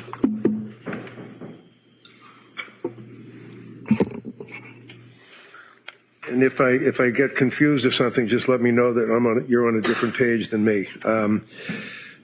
Couple of background questions. When you met with Lindsay, for example, on the 2nd of December, you were at least able to look at the records of Nurse Paul as well as Nurse Gelada, right?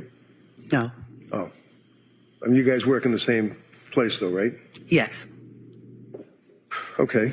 So when a woman is in postpartum and comes to South Shore Health for help, when you're trying to help them, you can't see the medical records from what the other people like Nurse Paul and Nurse Gelada have written down? You can see the records, yes. You can? Yes. Okay, so you did look at the records. I did not look at the records. Okay.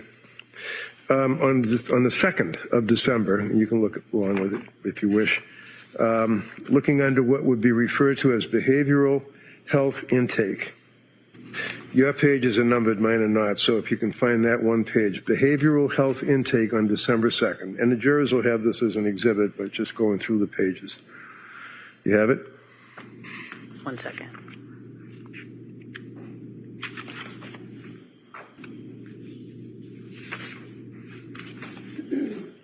Yes, I have it. Okay.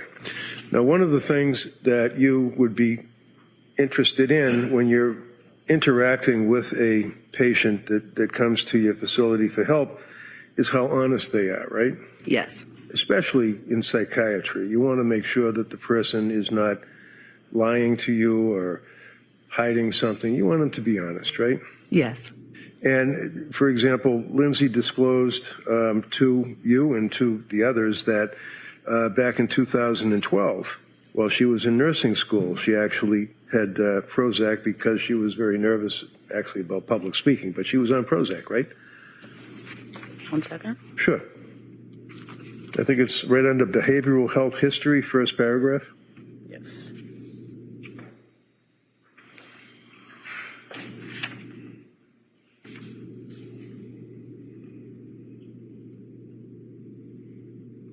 Yes. Okay. And she also told you that she had been prescribed Ativan, for example, by a psychiatrist, Jennifer Tufts, right? Just reviewing. Second paragraph.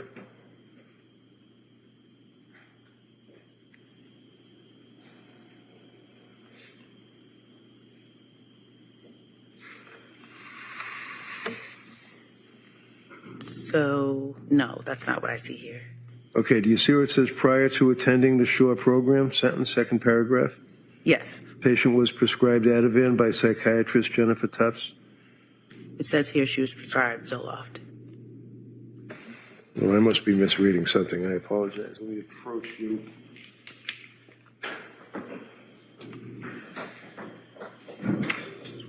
This is what I have here. History and current functioning, right? History and current, okay. And then behavioral health history, paragraph 1, right? References to Prozac, right? Yes. Okay. But it doesn't say. You Second said par- Dr. Tufts? No, I was saying the second paragraph, prior to attending SHORE program, she disclosed to you that she was prescribed Ativan, right? So which one are you on? Second paragraph, right here. Okay. Yeah.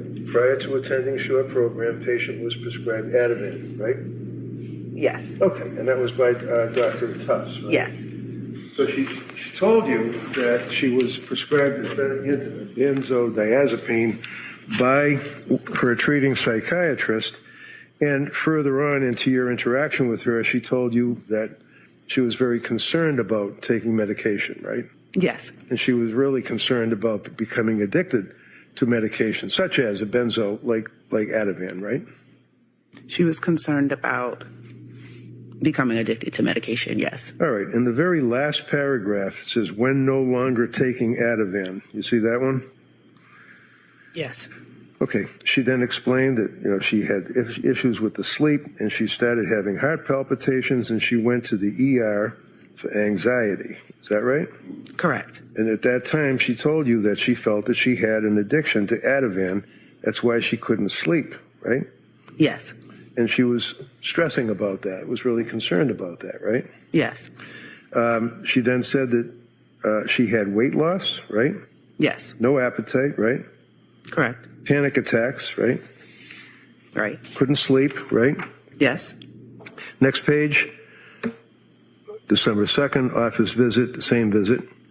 First paragraph, she was prescribed Remeron and Seroquel in the past 4 days, right? I'm sorry, this is a different date on this one. What date do you have? Okay. So the next page, here. Mine, it goes to 12/5. Okay, all right, let's look at this one then.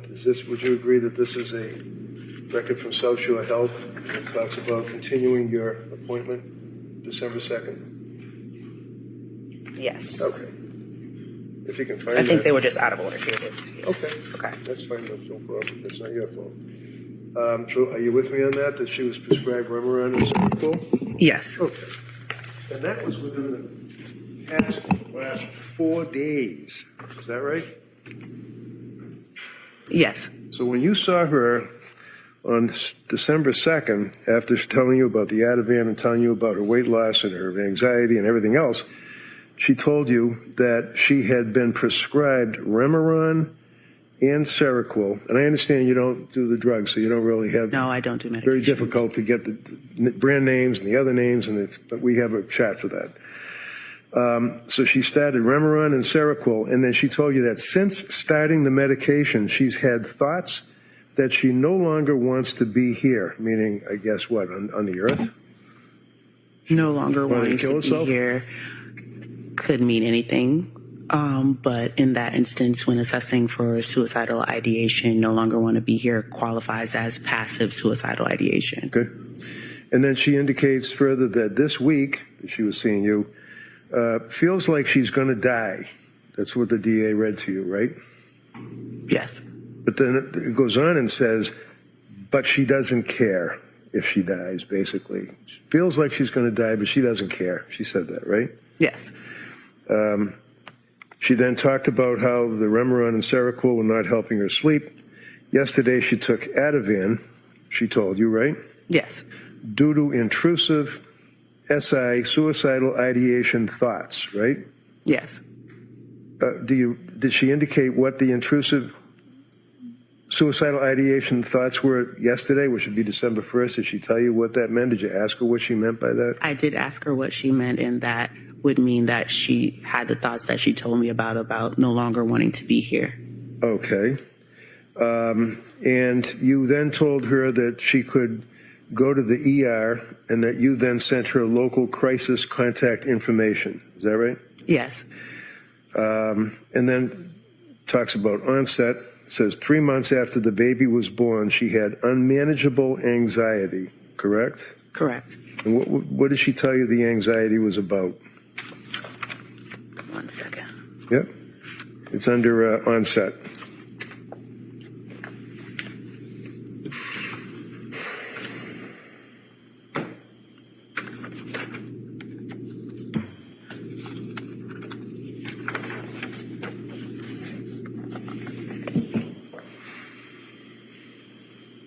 And what was the question?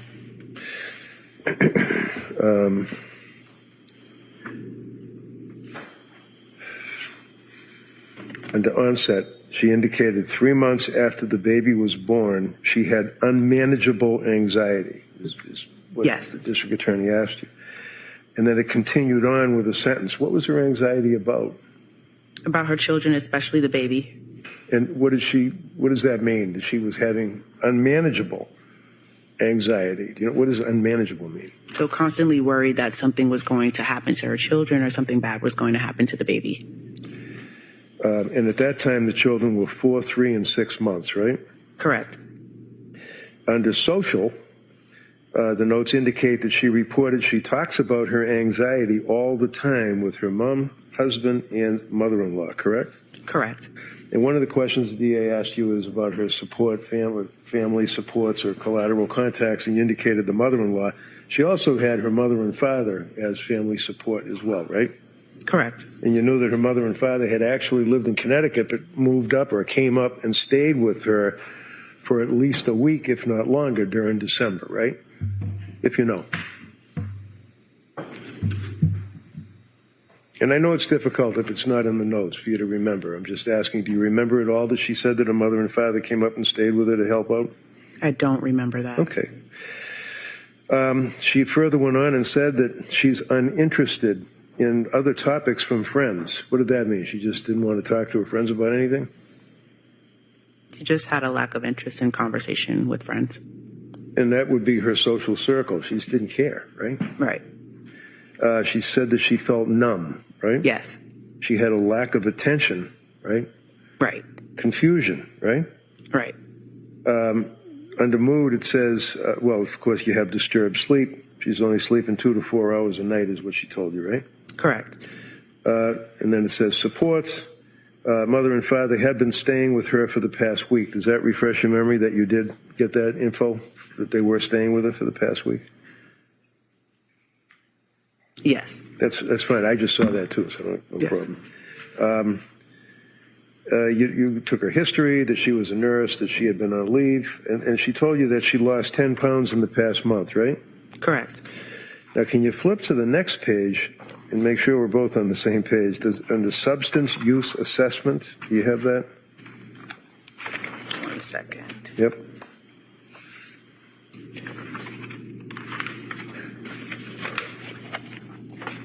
Yes. Okay. So one of the things that you're concerned about is whether or not your patient has a substance abuse problem, like drugs or alcohol or something like that, right? Correct. And you've already told us that your opinion was that Lindsay did not have any substance abuse problems other than her fear about the prescribed Ativan, right? Correct. So did you ask her about alcohol? Yes. Can you tell me what she said about alcohol? She said the last time she drank alcohol was in October of 2019. Go ahead. Yeah. Did she tell you how much, what it is that her alcohol of choice was? She said her alcohol of choice was wine. She would have 1 to 2 glasses. Did she say why she would do that? To cope with anxiety. Okay, and this was back in 2019, right? Correct. That would be 3 years before you actually met with her in December of 22, right? Correct. Cannabis, the Yes. weed, the devil's lettuce. How about that? Did she confess that she was using marijuana? Yes, she said she did use marijuana. When?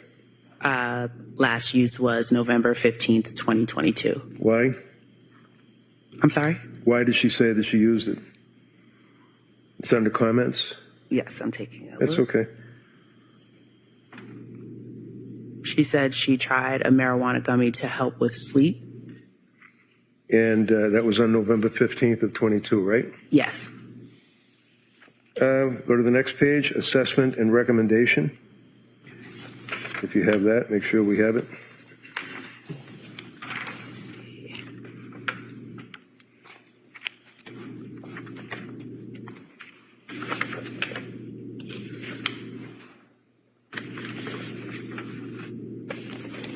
Yes. Okay.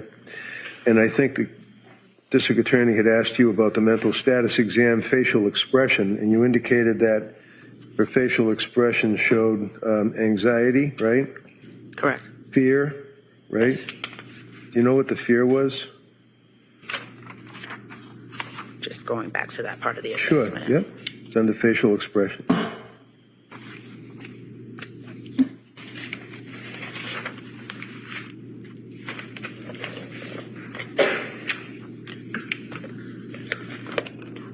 And you said facial expressions, Yes, right? please, yep. Anxiety, fear, apprehension, sadness. Okay, so if I can, I apologize. If you just keep you're very soft-spoken. Yes, I'll walk. Voice up so the jurors can hear you. Yeah. Thank you. And you said that her facial expression exported to you anxiety, right? Correct. Fear of something, right? Yes. Apprehension, right? Yes. Sadness, Yes. depression. Yes. And she expressed that she was having anxiety and numbness, right? Yes.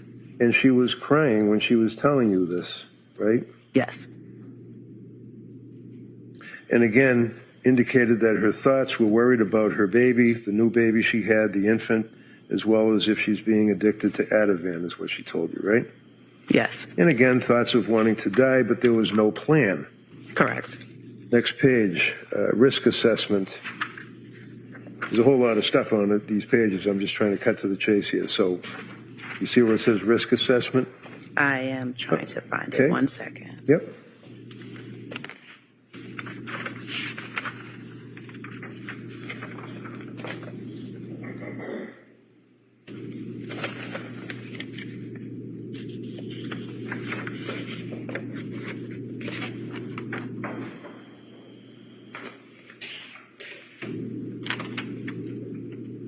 Under it's under risk assessment.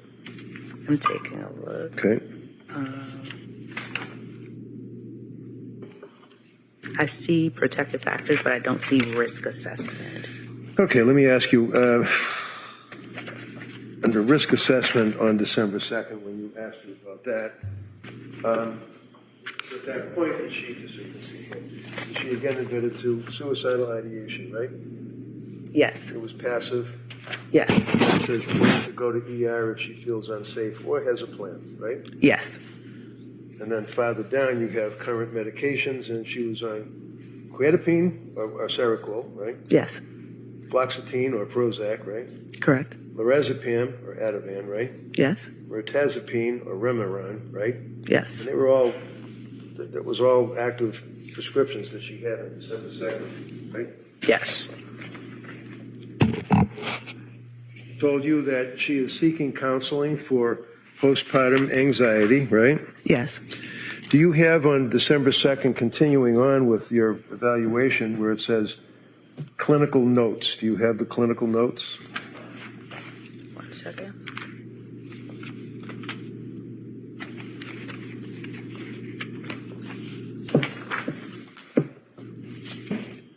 what I could do is read what I have rather than stand next to you. And if you trust me that I'm not misrepresenting it, I mean, I'm just reading off of this to make it quicker for you if Okay. it refreshes your memory. If it doesn't, I can walk up and show it to you, okay? Okay. On that day, your notes say patient requested addiction support services. Do you recall that? Yes. And that you indicated that you would be sending patient addiction support resources by my chart or the message thing, right? Correct. You then indicate that based on history reported, patient meets the criteria for postpartum anxiety, right? Yes. That she would benefit from OP therapy. What does that mean? Yes, from outpatient therapy services. PHP, Yes, partial hospitalization program, IOP, intensive outpatient program. and that you then helped her out by bridging the therapy services, right? Yes. You then noted again postpartum anxiety on December 2nd, according to your notes, right? Yes. Okay. Now, did you know that she had been seeking and receiving therapy? I don't know if that's therapy or counseling or that type of thing. Like there's a woman that works in your business that provides therapy, right? Yes, so that person would be me. So did she come to see you for therapy? Yes. How many times? 4. So is it fair to say that she was more than willing to accept help from somebody like you? Yes. She didn't appear to be avoiding any therapy when recommended, right? If you could, Ms. Dukes, please look at, I think it was December 12th was the next time perhaps that you saw her, Okay. unless it's there's another intervening period. So there's December 12th, and then there's December 5th. Oh, okay. So if you could pull out December 5th, Yes. and if I can come up and look at it. Yeah. Yep. All right. So on December 5th, again, you were meeting with her for therapeutic intervention, right? Yes. And on this occasion, she reported she had a difficult weekend, right? Yes. Intrusive thoughts of wanting to die, right? Yes. That she contacted Aspire Crisis Support, right? Yes. She met with an Aspire clinician, right? Yes. And what happened when she met with the Aspire clinician? She met with the clinician virtually and was told that she did not meet the criteria for inpatient treatment due to not having any suicidal ideation plan.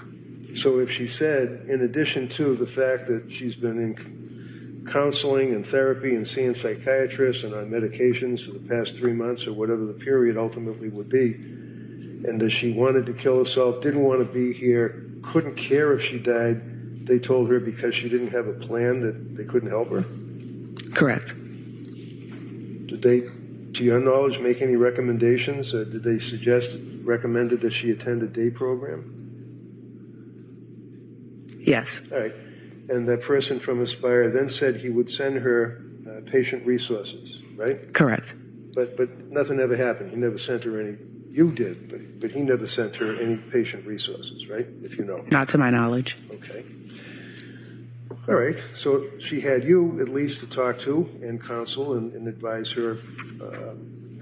You continued on to make your observations. Fair to say that pretty much things stayed the same as far as her appearance, appearing anxious, appearing sad, unable to relate to people, that type of thing. Correct. Okay.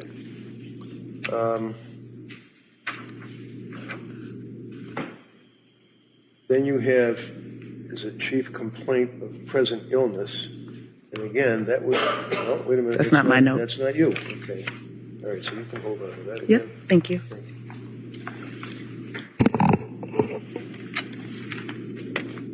Next time you saw her would be December 12th. Is that correct? Correct. All right. Now, on December 12th, that was a teleconference that she had called by an appointment with you? Yes. And at that point, she reported that she had a difficult weekend and was experiencing intrusive thoughts of wanting to. Do you have it in front of you? I don't want to take advantage of it. Hold on one second. Yep.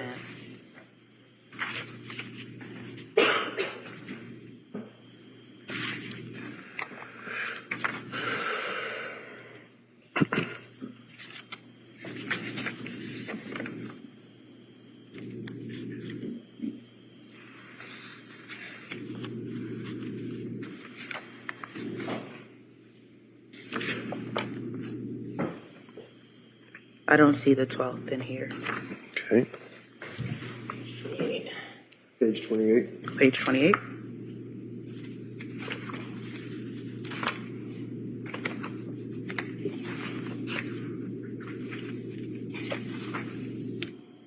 And just for the record, I think, Your Honor, that she's looking at the actual exhibit. Am I right? That's the exhibit? That's in evidence? No, it's not. Okay.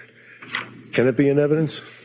Can I offer that? Yeah. Okay. Can I offer that? Any objection? Approach on the issue. Sure. Yeah. Ma'am, if I could just add that. Yes.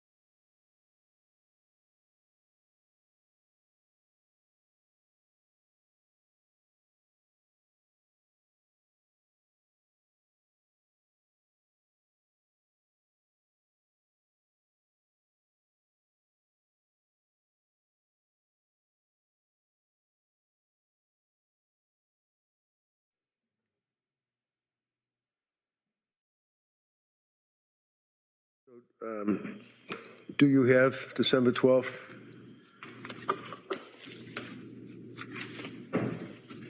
Again, I could do what I did before. She probably had it before. Right, yeah. Okay. It references providers' interventions, and that would that be you, provider? Correct. Okay. And you're talking about symptom management, and yet again, she's reporting she had a difficult weekend, experienced intrusive thoughts, wanted to die, didn't have a plan for suicidal plan, but she contacted Crisis over the weekend, and that would be, again, Aspire, apparently, right? There were 2 times she contacted Aspire, not once. Correct. Twice.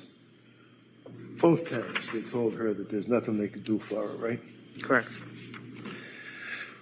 And she told you that she was going to start a PHP in Norwell on December 20th, right? Correct.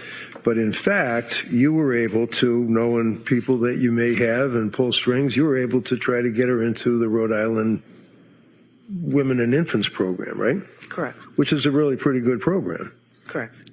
And did you know that she did, in fact, go to Women and Infants on December 20th? She didn't go to the Norwell program. She went to Women and Infants program, and that she was there for the day and that they basically turned her away.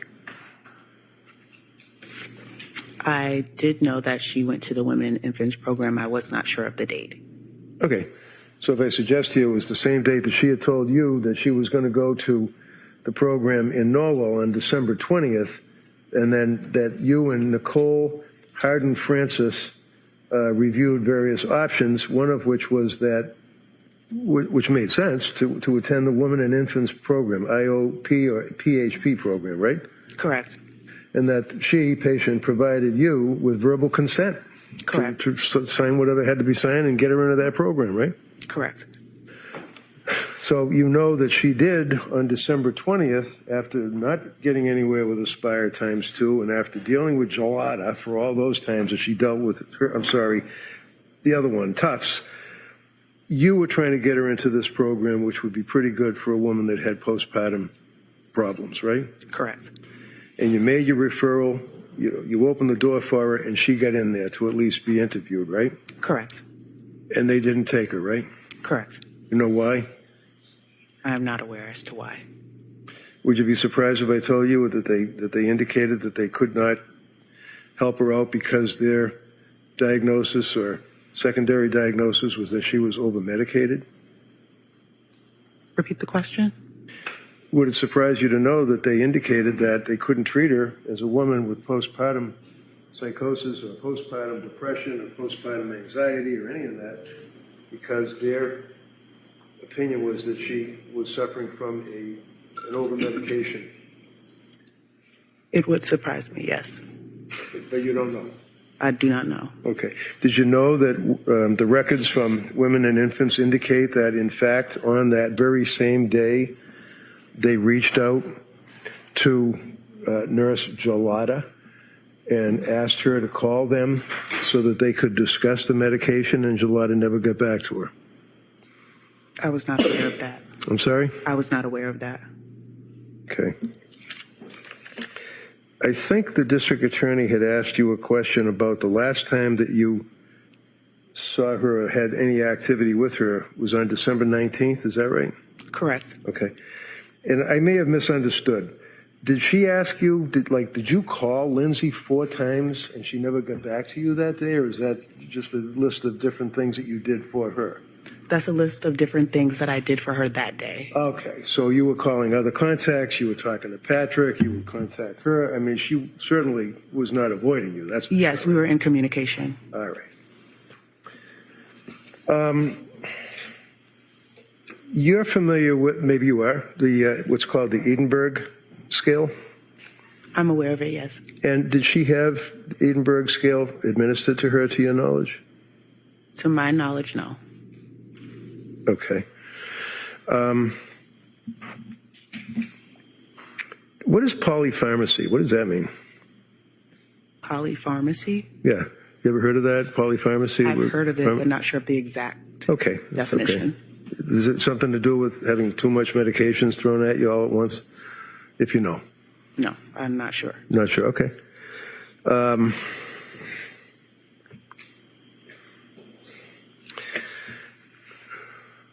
Excuse me for 1 minute.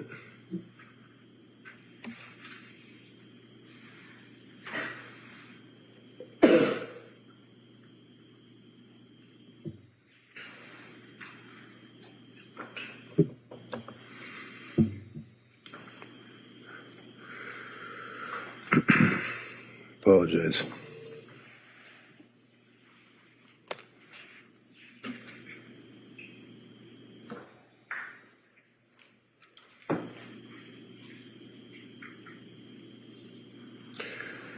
I just had something pulled up and it just went back to default on me, so I just need a second. I apologize.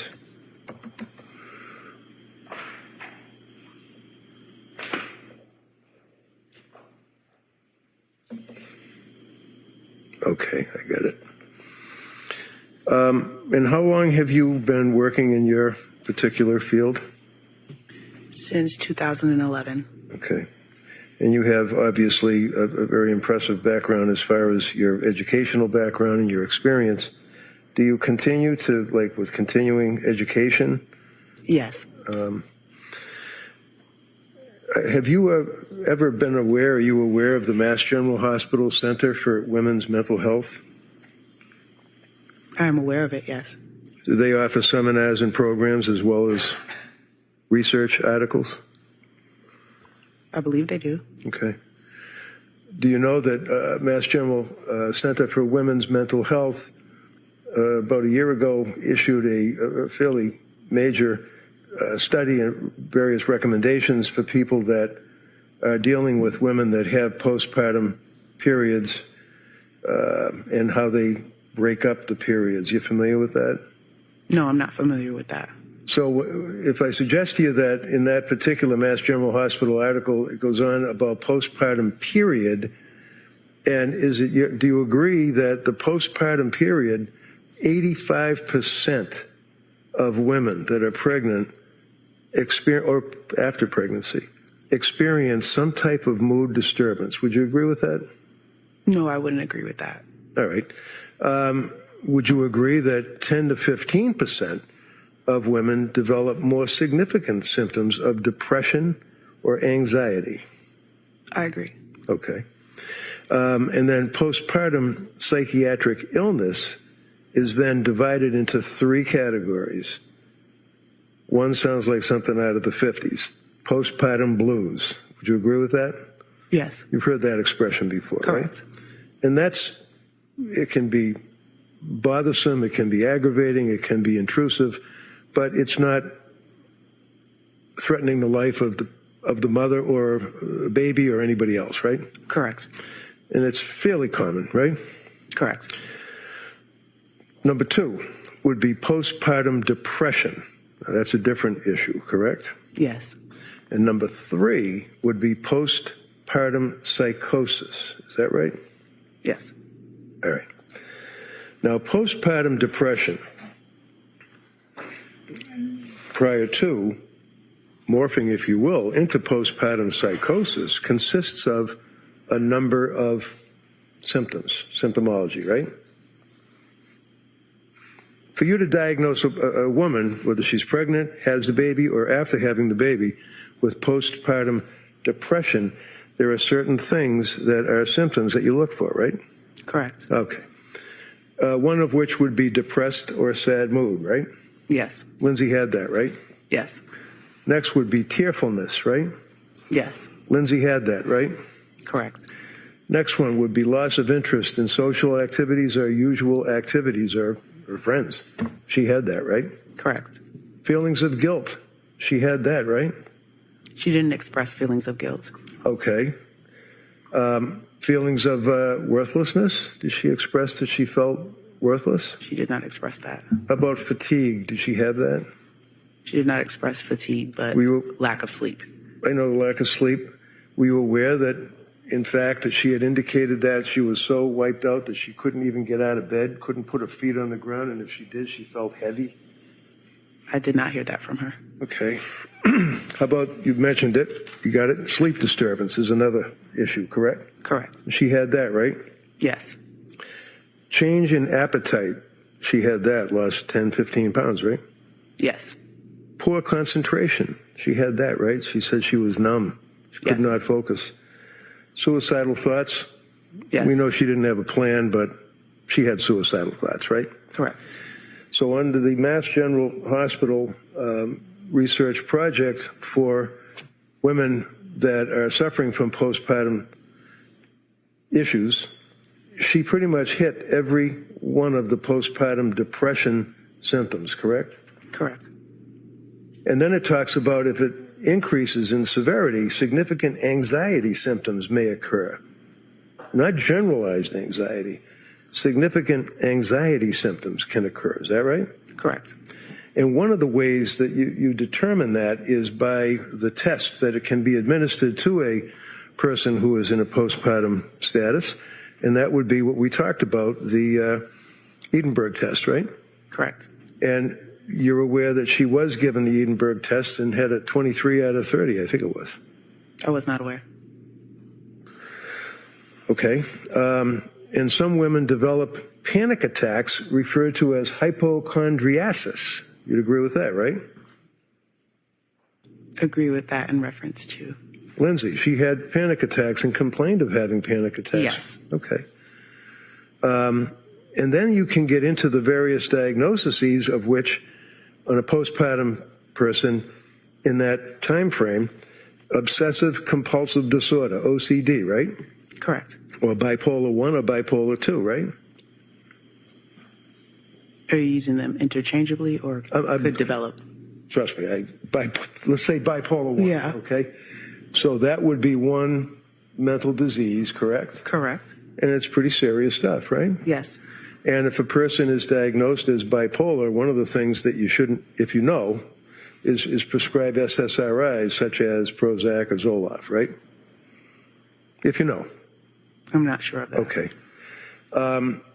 Would you agree that with various cases dealing with postpartum depression, all of the symptoms that we talked about, they utilize the Edinburgh Postnatal Depression Scale, which is a 10-item questionnaire that can identify women that have postpartum depression and the severity that they have. And on the scale, a score of 12 or greater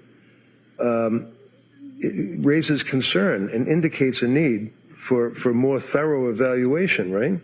Correct. Do you know whether she was thoroughly evaluated by anybody other than Tufts and Gelada? I'm only aware of Tufts and Gelada. Okay. I mean, you were trying to do the best you could with what you had to work with, right? Correct. Okay. Now we get to postpartum psychosis. That's the third category, right? Postpartum psychosis, you'd agree, is the most severe form of postpartum psychiatric illness. Is that right? Correct. Would you agree that it occurs in averages about 2 out of 1,000 women, right? Correct. And its presentation can be very dramatic with onset of symptoms, and that can be within a year, according to the CDC, Center for Disease Control, Yes. right? Okay. And when it hits you, it just hits you, bang, quick, right? Correct. And when you think about 2 out of 1,000 people, seems like a daunting number, but if I tell you that Fenway Park, when they're full, when they're playing the Yankees, they have 37,700 people. If you take the 37,000 people and you multiply it by 2, that would mean as you're sitting there behind first base, 74 women possibly have postpartum psychosis, right? Not sure of that number, but. Well, if you agree that it's 2 out of 1,000 according to the studies and the statistics, and if Fenway Park has 37,000 seats, times 2 would be 74. Okay. That's a pretty large number of people, right? 74 people out of that crowd? Okay. It's not that horribly unusual. I mean, it's something that perhaps you've dealt with in your practice, right? Yes. And when you're dealing with people with postpartum psychosis, do you agree that generally they present with an episode of bipolar illness? If you know. No.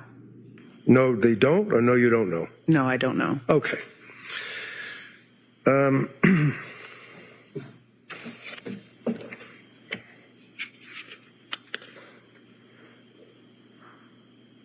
Bottom line is, from your dealing with Lindsay, she appeared to be sincere, right? Correct. She appeared to be looking for help, right? Correct. She appeared to be hurting, right? Yes. Turning in every direction she could for help, right? Correct. And the last time you saw her was when? December 19th. Okay, thank you very much.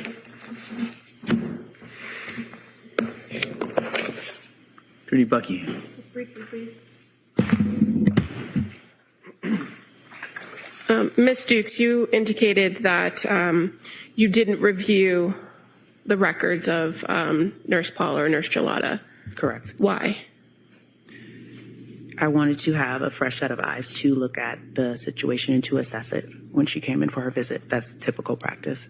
And that's why you do an entirely new process, right? Where you do your own intake, you assess diagnostics for determining whether there's any sort of mental illness, right? Correct.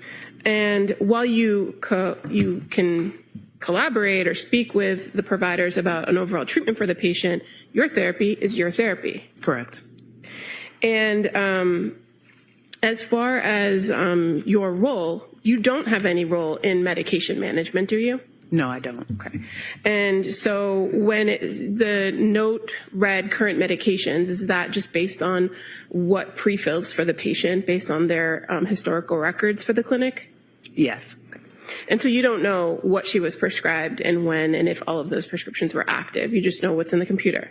Correct. And as far as the timeline here for the recommendations for partial hospitalization, I just want to make sure that we're clear. You had been for some time recommending some sort of partial hospitalization program, correct? Correct. And on December 12th, you had already talked to Lindsay Clancy about the Women and Infants program, had you not? Correct. And so when she told you on the 12th that she was starting that program in Norwell, that wasn't from your referral, right? No. And you still recommended Women and Infants. Correct. And you got her consent on that visit, right? Yes. And on the 19th, when you saw her, were you aware that she had been at the Mass General ER on December 15th for evaluation? No. And that she had reported then to them that she opted for an outpatient program at Women and Infants as opposed to going inpatient to McLean? Did you know that? I wasn't aware of that. Okay. And when you met with her on the 19th, after the visit to the ER, she still hadn't engaged with Women and Infants, had she? No. And so you had to re-refer her. Yes. But you weren't aware that she had already gotten a referral from Mass General? No. And so you did later learn she went on December 20th, correct? Correct. And were you able to review those records about this visit to the 20th? So you don't know that the ultimate plan and assessment for her was that they didn't think she qualified for the program, but they provided her with several options for other inpatient treatments for medication management, partial hospitalization, and general mental health. Did you know that? No. And as of your last meeting with her on December 19th, ultimately, what were your impressions of how she was doing? My impression was that her symptoms were improving because of the social aspects, spending time with family and friends and able to exercise when before it was difficult for her to engage or pay attention. And your observations of her while you were interacting with her, were they more positive than on previous occasions? Yes, she was able to smile and laugh. Okay, thank you. What were you laughing about? When was it she was laughing with you? I believe that was the last visit, the 19th. So on the 19th, it was on television or was it in person? It was a virtual visit, a video virtual visit. Yes. And on the 19th, on the virtual visit, what was the purpose of that visit? The purpose of that visit was to see if she was able to connect with care. Okay. So you would have, I guess, in your notes or reference to the fact that on the 19th of December that she was laughing. Not that she was laughing, but that she was able to laugh. Able to laugh. Yeah. Okay, because I'm looking here on December 19th, telemedicine, Letitia, I apologize, Dukes, perinatal behavior health program, and you talk in that form about the date of the service, December 19th, psychotherapy, PCP, Margaret, that would be the primary care, Margaret Anastasi. Perinatal behavioral health program, you talk with the quote, if this is telehealth visit, please dot the phrase video visit, whatever. Therapeutic intervention, she's 32 years old, married, female, presents for postpartum anxiety. Symptom management, patient continues to have low mood and numbness.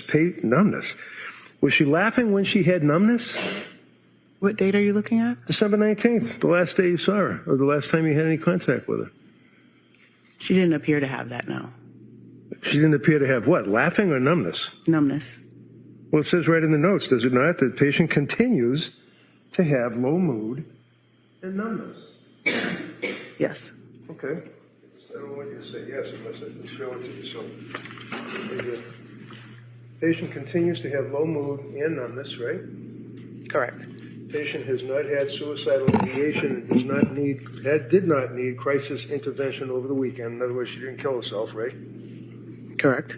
To help with the mood, patient has been spending time with her husband, children, and exercising, right? Yes. And exercise is one of the things that you would generally, your people would generally recommend that the mother do, right? Correct. That's a good thing to try to do, is to exercise, right? Correct. So the fact that the government has records that show that she would take her kids or her husband would take her kids, that they would go to a local gym and exercise or swim, that's consistent with what she was advised, right? Correct. It doesn't mean that she's just out there having a good time exercising, right? Objection. No, overrule. She was told that that's a good thing to do, right? She was told that that was a good thing to do, but the fact that she's able to follow through and do it shows improvement. Oh, okay. So when did she go to the gym? She didn't give me exact dates. These are things that Did she you ever told me ask she her? did. Did you ever ask her? If you're telling me that, this is showing improvement, is it in the records? Does it indicate that you asked her if she was exercising, and if so, where and when? So we don't write down everything that we talk about in the meeting. It's particularly a summary of that visit. Okay. And all I did was ask you about patient was spending time with her husband, children, and exercising, and then you said that that's an indication that she's improving. Correct. Okay. And then I asked you if she's going to a gym. That's not a bad thing, is it? No, it's not. Okay. And then it says that she received a call, and counsel asked you about this. She received a call from women and infants, but missed the call. You remember that? Remember the DA asking you that question? You said that she missed the call. Yes. She didn't continue to read that the reason she missed the call is that she was at another medical appointment, right? Correct. And she called you back, right? Yeah. Okay. Clinician, maybe you, provided contact information for women and infants. Patient reported that she would contact them today, being December 19th, but in fact, she did, and you did back it up. She did with your help, and she then went the following day on the 20th, right? Correct. Okay. And finally, fair to say that nowhere in here does it say that she was laughing? You would have to go to the assessment, the risk assessment. Okay, let's do that. You got it? Let me see, please.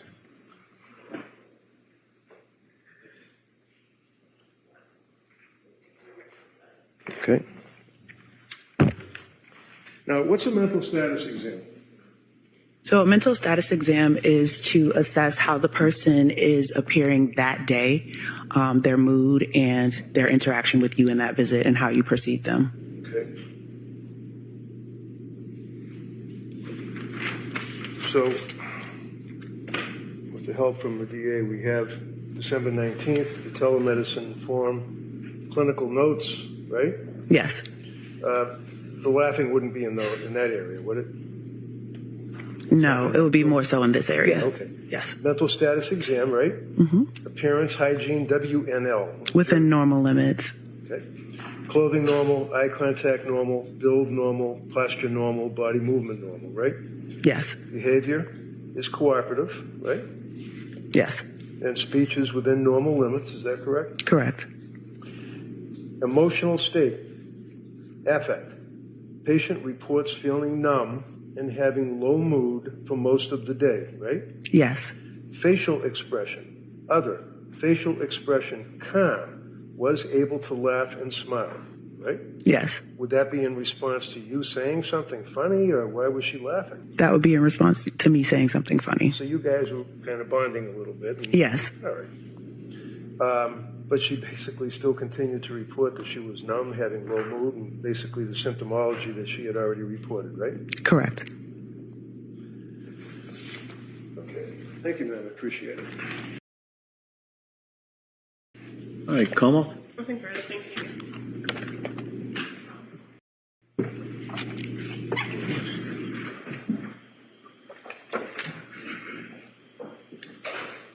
All right, Como, you want to call your next witness? I'm also call Cameron Daly as its next witness, please.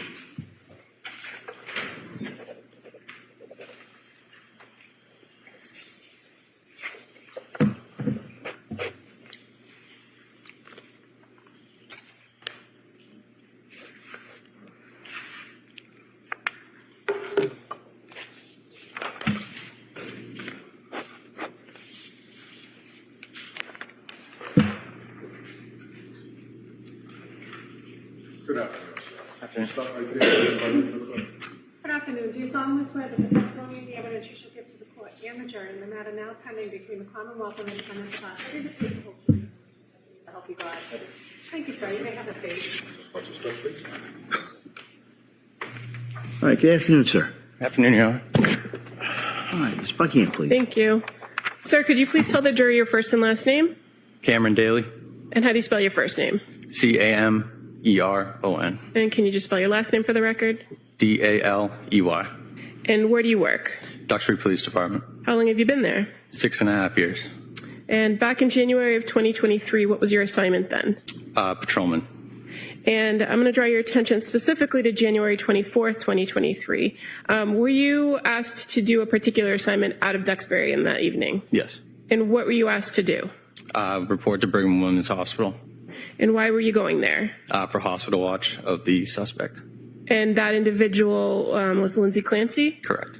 Was there already a Duxbury officer on scene at Brigham and Women's when you got there? Yes, 2. 2? Yes. And who were they? Officer Lepard and Officer Broderick. And when you arrived at the Brigham and Women's Hospital, were you by yourself or was there somebody else with you? I was with another officer, Officer Thomas Johnson. Okay. And were you able to make observations of the suspect, of the defendant, Lindsay Clancy, on that day? Yes. And she was asleep, was she not? Correct. And she had medical devices attached to her? Yes. Was she being treated by the medical staff there at Brigham? Yes, periodically. Okay. And were you inside or outside the room, if you know? Outside the room. And were any visitors or any other people other than the medical staff in that room with her while you were there? No.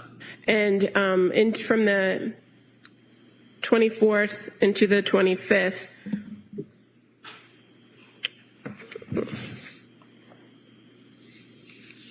what time did you leave the next day on the 25th?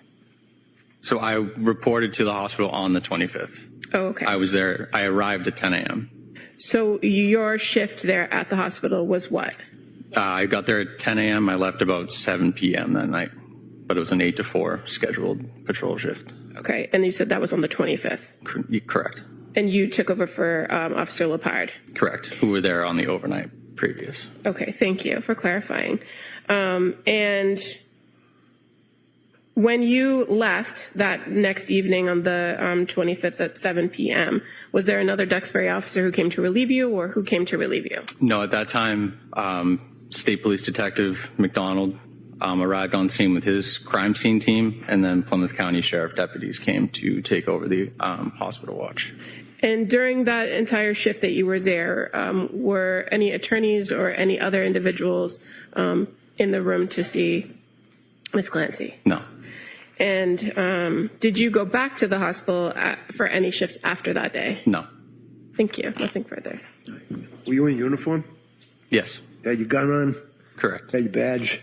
Yes, sir. The other guy, too? Yes, sir. You were going to, what, guard the woman that was tied to the bed? Correct.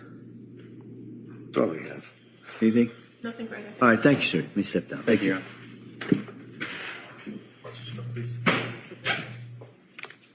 All right. So members of the jury, rather than start another witness for just a couple of minutes, we're going to break, take the afternoon recess at this point. The plan would be to come back approximately 2 o'clock, come right back, resume with the Commonwealth's case. I'll remind you again, I think you probably know what I'm going to say. No talking about this case. Don't do any research about this. Don't read anything about it. While you're on break, don't go anywhere that has anything to do with this case. Take the next hour. Just kind of put this out of your head. We'll see you. Okay, thank you.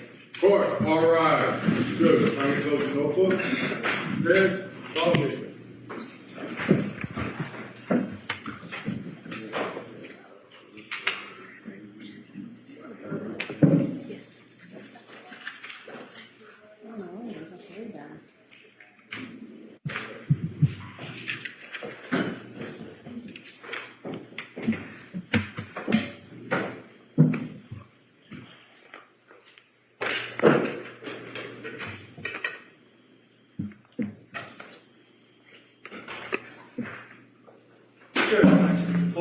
All right, Council Fair, just for 1 second, sidebar, just for a minute.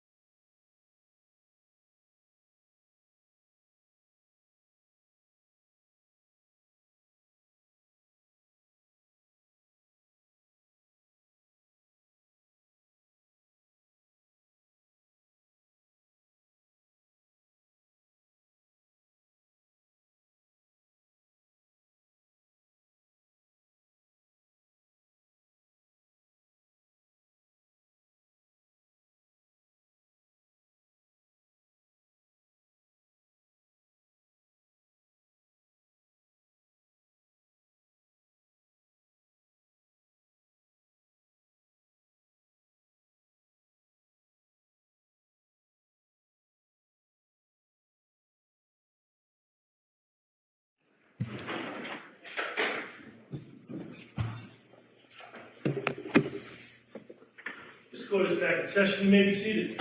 Your Honor, for the purpose of the record, we return back to the matter Commonwealth versus Lindsay Clancy. All parties are present, excluding the jury. All right, counsel, can I see it sidebar?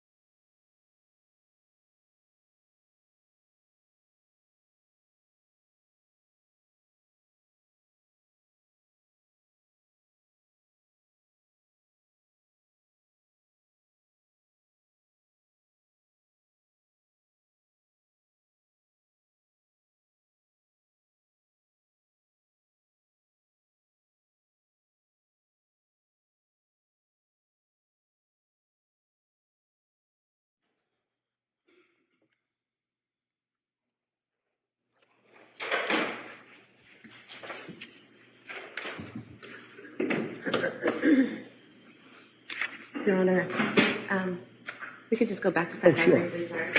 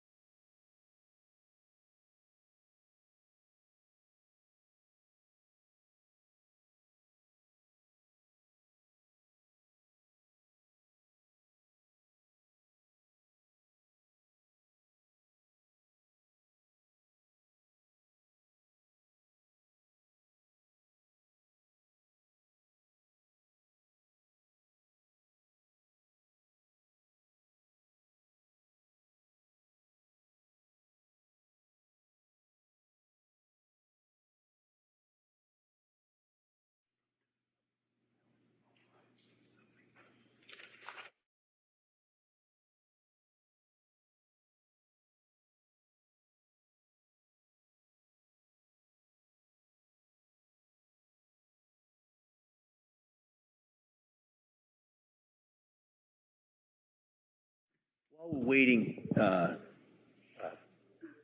the jury, it just kind of remind again that we've got people coming in and out at all times. I want to remind everybody of the pending media order regarding certain pieces of evidence. I also want to remind the warning that I gave, I think it was last week, that there are to be no disruptive statements or anything that's going to disrupt these proceedings. If that's done, they will be dealt with summarily, as we say. All right, so just a warning in regards to that. Okay.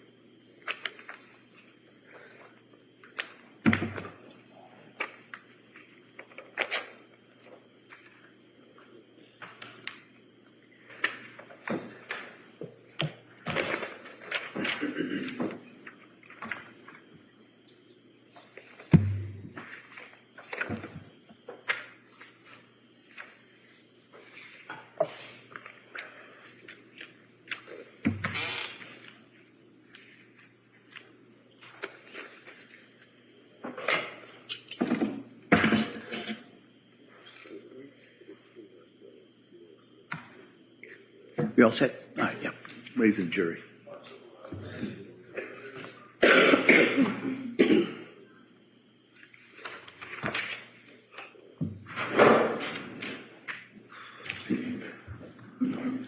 Court, all rise. Jurors enter.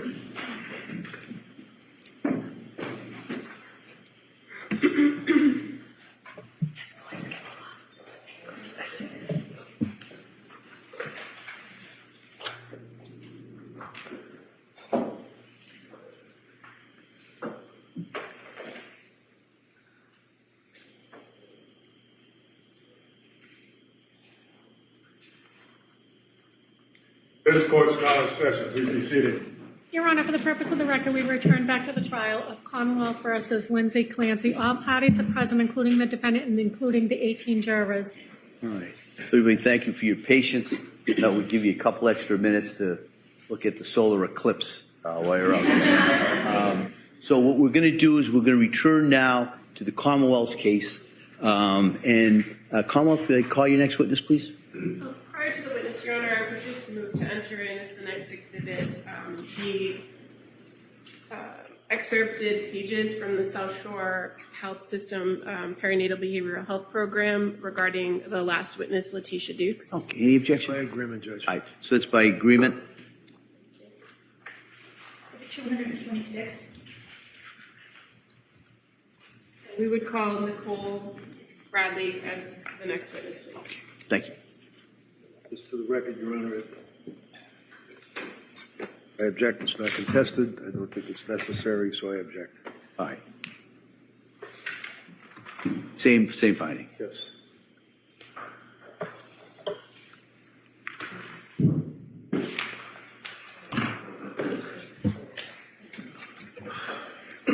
Good afternoon. Good afternoon. You stop right here, raise your right hand to the clerk, please. Good afternoon. Do you solemnly swear that the testimony and the evidence you shall give to the court and the jury, the matter now pending between the Commonwealth and the defendant shall be the truth, the whole truth, and nothing but the truth, so help you God? I do. Thank you. You may have a seat. Watch your step, please. Hey, good afternoon. Good afternoon. How are you? Good, thanks. Just going to ask you to keep your voice up so the jury can hear you and speak into that microphone, okay? Okay. Thank you. Yes, come on. Thank you. Could you please tell the jury your first and last name? Yeah. Nicole Bradley. And where do you work?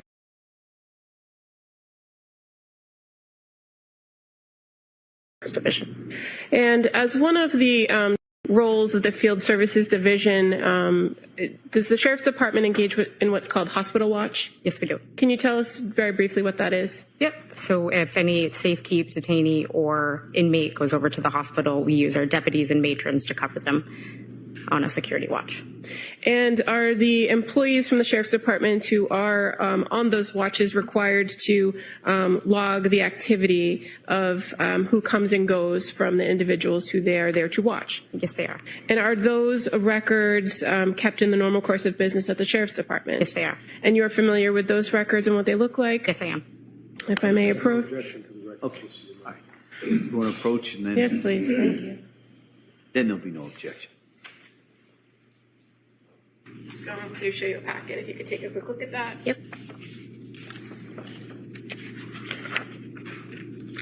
Yep. And does that packet reflect the hospital logs that are kept by the Sheriff's Department? Yes, they are. And you're familiar that between January 25th, 2023 and February 3rd of 2023, that the Sheriff's Department engaged in hospital watch on a patient by the name of Lindsay Clancy? Yes, I am. Would move to admit All right. this as Those may be admitted. 227. no further questions. Thank you. Mr. Reddington? No, thank you. All right. Thank you, man. Thank you very much.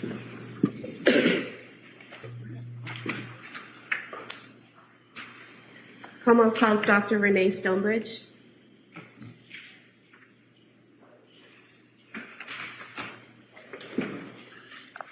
Same objection as decided by a judge. It's Okay. not contested. All It's right. not necessary. All right.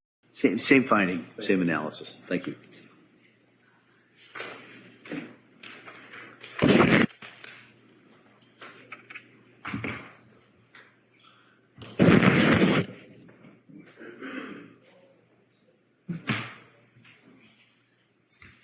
Good afternoon, ma'am. Good afternoon. Can you stop right there? Raise your right hand to the clerk, please. Good afternoon. Do you solemnly swear that the testimony and the evidence you shall give to the court and the jury, the matter now pending between the Commonwealth and the defendant shall be the whole truth, and nothing but the truth, so help you God? I do. Thank you. You may have a seat. Thank you. Watch your step, please.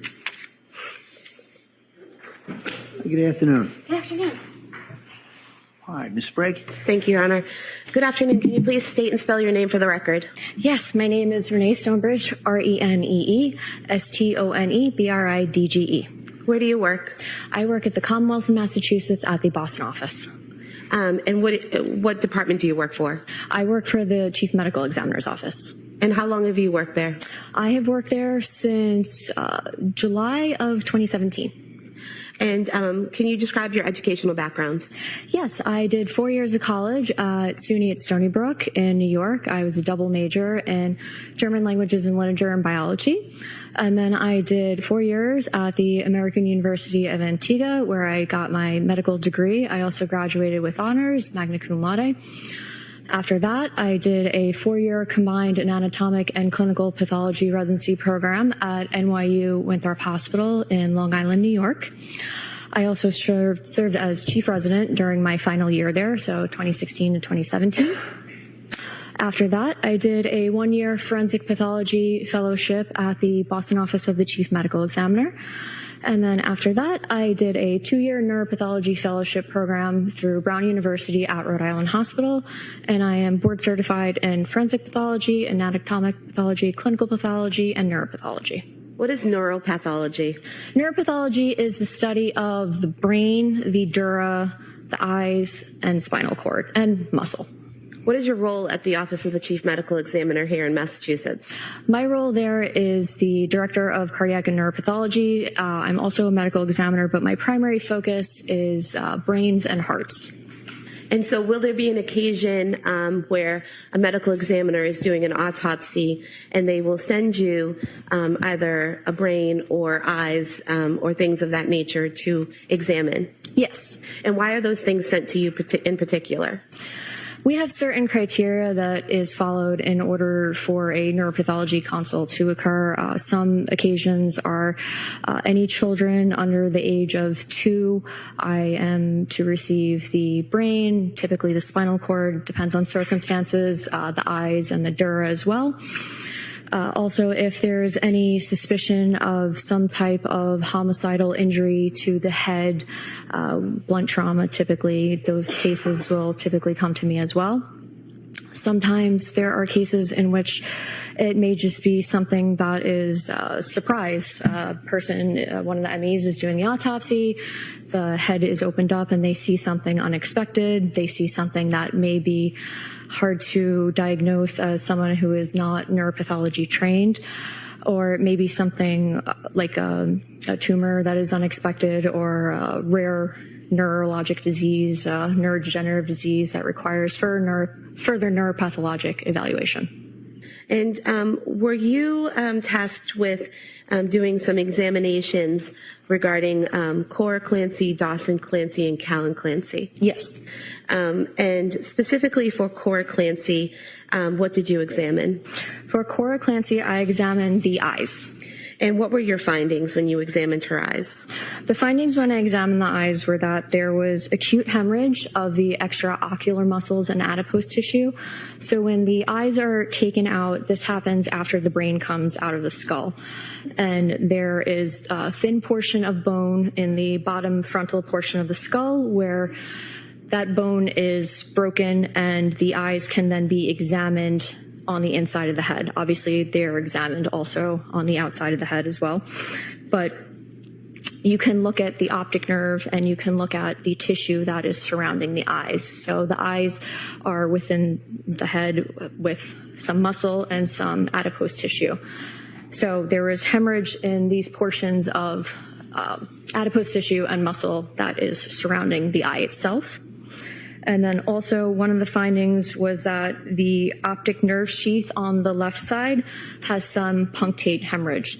So the eyes, they're sitting in the head, and then there's the optic nerve that connects to the back of the eye and goes to the brain, which sends these signals so people can see. And there was some hemorrhage in this portion surrounding the nerve that connects the left eye. And are you able to determine by seeing these hemorrhages what caused them? Hemorrhages themselves are a very general finding. However, given the entirety of the case, knowing what I know from the autopsy findings, I can say it is consistent with something asphyxial. And why is it that when there's something asphyxial, that means strangulation of some type, correct? Yes, it can be. Why is it that these types of hemorrhages occur in the eye?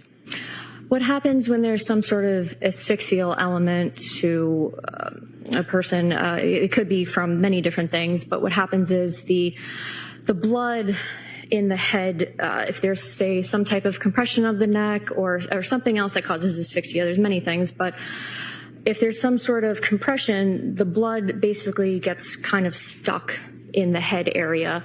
And because the blood can't flow back down through the body, what happens is there's little tiny blood vessels. They're in the eyes, they're in the skin, in the mouth, all over the head region. They basically get blocked up with this blood because it can't move. And these little blood vessels will burst, which leads to these little hemorrhages. And in terms of Dawson Clancy, what did you examine with Dawson Clancy? For Dawson Clancy, I examined the eyes as well. And what were your findings? The findings were that there was also some acute hemorrhages in these muscle and adipose tissue surrounding the eyes. And then the right eye had some small hemorrhages in the posterior retina and the optic nerve sheath. So the back of the eye, there's the retina within the eye, and the retina connects with the optic nerve at the back portion of the eye. And in this case, there was a little bit of hemorrhage at that connection point where the retina connects to the optic nerve. And what is hemorrhage? Hemorrhage itself is just blood that is no longer contained in a blood vessel. So it's burst from that vessel? Correct. And then in terms of Callan Clancy, what did you examine with Callan Clancy? For Callan Clancy, I examined the brain, the dura, the spinal cord, and the eyes. And what were your findings? The findings were that there was hypoxic ischemic changes. Essentially, that means that there has been some sort of incident which has caused the brain to have a certain period of time in which blood and oxygen flow were not appropriate. So in this case, there was a time frame in which there was no blood going to the brain, there wasn't enough oxygen going to the brain, and the brain will show certain findings in these sort of circumstances. One of the things I note is that there's edema. Edema is when the brain starts to swell. Edema is also a very general finding. It can happen in many instances, but the edema basically means that the brain starts to swell, so you don't have the nice kind of bumpy pattern on the brain.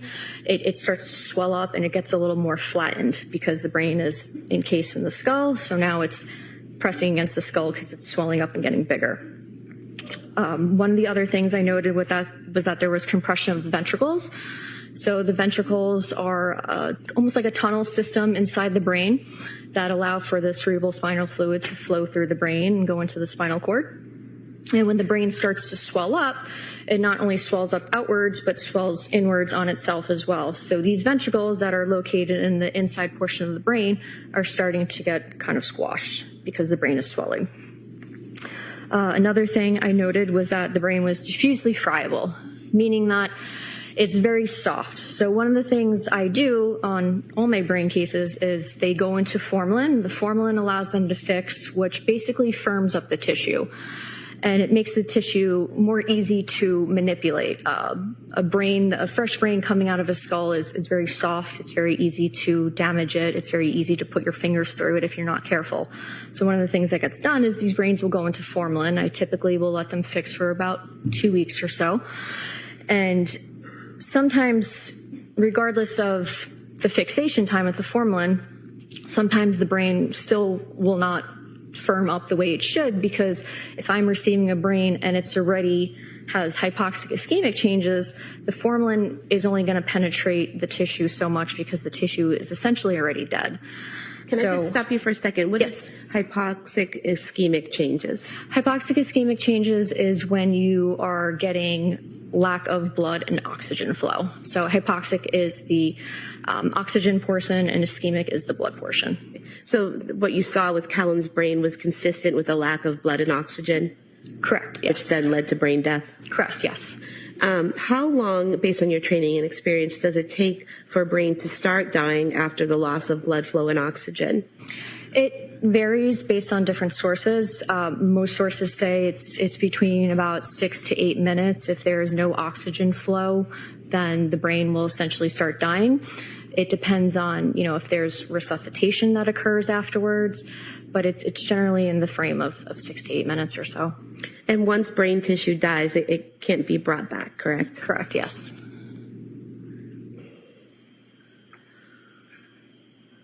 I have nothing further. Thank you. You're welcome. Creighton.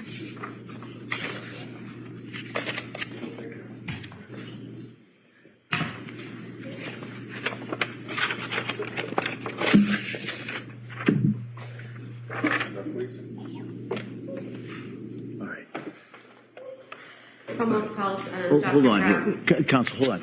We're going to take a short break. All right? So why don't this will be a very short break. Come out, we'll come right back. Okay? Court, all right. Jurors, close the notebooks. Please come to chairs, please. This way.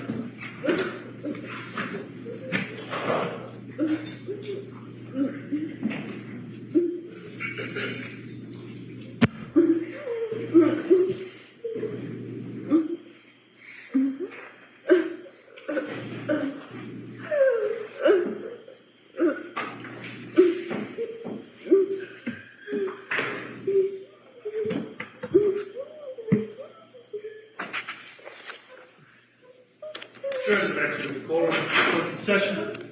We'll be in a short recess in the courtroom. Everybody, clear the courtroom.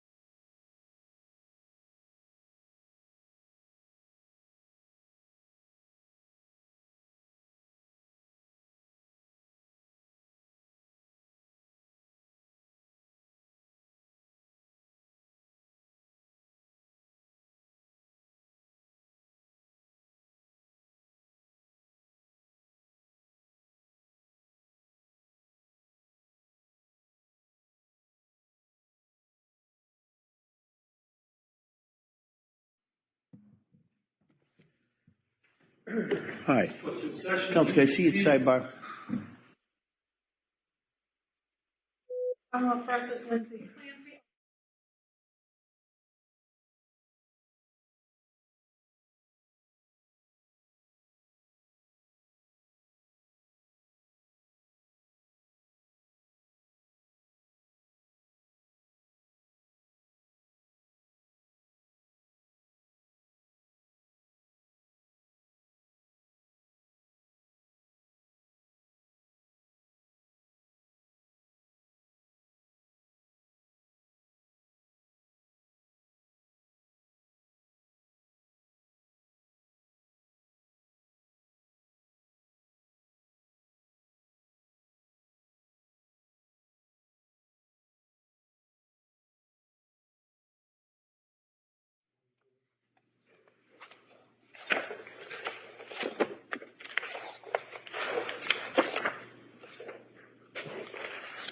Court, all rise. Jurors entering.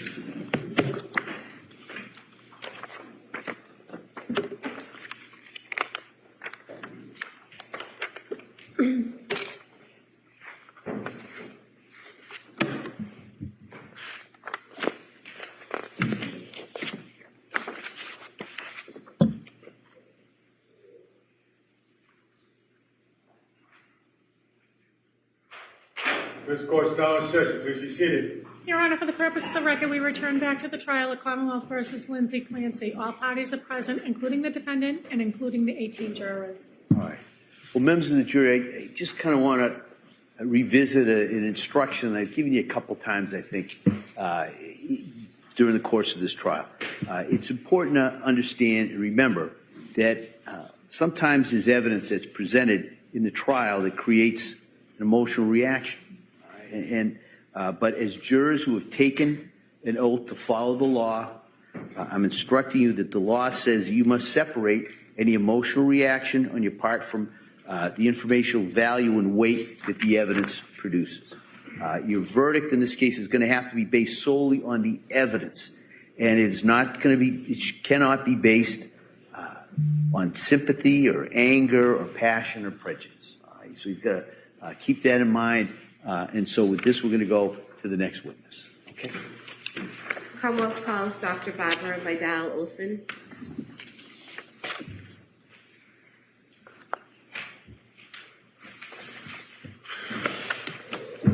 Same objection.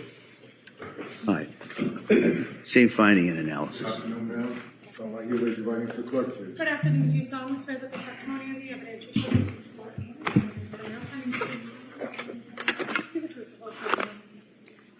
I do. Watch your step. All right. Good afternoon, doctor. Good afternoon. All right. I'm going to ask you also to keep your voice up so the jury can hear you and speak into that microphone if you would. Okay. All right. Ms. Sprague. Thank you, Your Honor. Good afternoon. Can you please state and spell your name for the record? My name is Dr. Barbara Olson, BARBARAOLSON. I previously practiced under my maiden name, Barbara Vidal, VIDAL. Can you describe for us your educational background, please? I completed my undergraduate studies at the University of New Mexico. I also completed 4 years of medical school at the University of New Mexico School of Medicine. Afterwards, I came to Boston to study the field of pathology at Beth Israel Deaconess Medical Center. I completed a 4-year residency program there, studying both anatomical pathology and clinical pathology. And after my residency, I did a surgical pathology fellowship studying the gastrointestinal tract, liver, and pancreas. And I ended my training doing a fellowship of forensic pathology at the Boston office of the Chief Medical Examiner. I am board certified in anatomical pathology, clinical pathology, and forensic pathology. And what is forensic pathology? It is essentially the study of causes that are diseases, disorders, or trauma that results in sudden, unexpected, or non-natural deaths. And do you currently work at the Office of the Chief Medical Examiner? Yes, I'm a medical examiner at the Cape Cod office of the Chief Medical Examiner. How long have you worked there? Since 2021. And approximately how many autopsies have you performed? I have examined over 1,900 bodies and performed over 800 autopsies. And when performing an autopsy, is there a specific process or procedure that you follow? Yes. So an autopsy is composed of many parts. The first part being documentation review, and the second part being the examination of the body, which is broken up into two parts. The first part being the external examination, where I look for identifying characteristics of a decedent, such as eye color or hair color. I also look for any evidence of natural disease or trauma on the outside of the body. And the second part is the internal examination, where I create a Y-like incision on the chest and abdomen and examine the soft tissues, bones, and organs, looking for any evidence of natural disease and trauma. I also examine the brain. And did you perform an autopsy on Cora Clancy on January 25th, 2023? Yes. And did you follow that same process with Cora Clancy? Yes. And so that started with a document review, is that correct? Yes. And what type of documents are you reviewing when you do that? Typically, I have a preliminary police report to review, as well as either EMS records or records from the emergency department. And did you start with an external examination of Cora? Yes. And what did you observe during that external examination? The external examination of Cora, I saw evidence of medical intervention. She was intubated, had various EKG pads and defibrillator pads on her body. She also had a catheter on her right hand and puncture sites on her left hand and her left groin. She had her neck stabilized with a cervical collar, and she had an intraosseous catheter, which is a type of IV they put directly into the bone on her right lower leg. Her hands at the time of my external examination were covered by police evidence bags, and they were secured at the wrist with tape. When I removed those, the fingers showed no evidence of injury, and the fingernails were all of equal length and intact. And then I noted evidence of trauma of the neck with associated injuries of her head and minor injuries of her right arm and of her legs as well. And in terms of the injuries that you observed,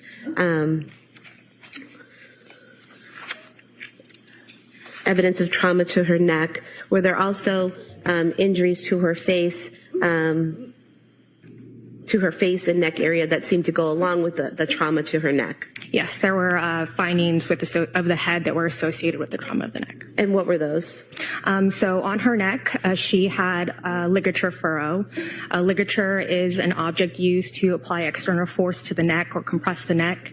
And a furrow is simply the pattern of injury that develops underneath the site of compression. So for Cora, her ligature furrow consisted of a linear, horizontally oriented area of pallor or paleness around her neck with distinct superior and inferior edges. On the front part of her neck, the lower half of the ligature furrow was associated with additional red abrasions ranging from 1 to 2 millimeters in size. And on the back of her neck, the superior and inferior edges of the ligature furrow had developed some linear bruising as well. And what do you mean by a furrow? So again, the furrow is a ligature is when you have external compression by an object on the neck, and a furrow is simply a pattern of injury that occurs beneath it. It can be an imprint, it could be a pattern, or it could be more developed types of injuries such as bruising or abrasions. And what about injuries? All right, Counsel, we're going to take a break this time, all right? All right. Jurors, close your notebooks. Place them on the chairs, please. This way, please.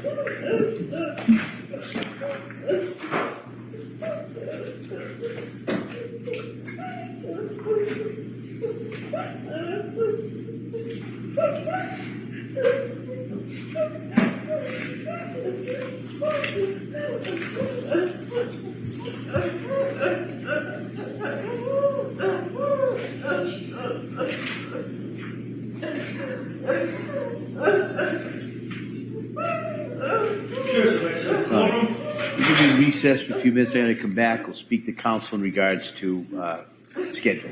Okay. Thank you.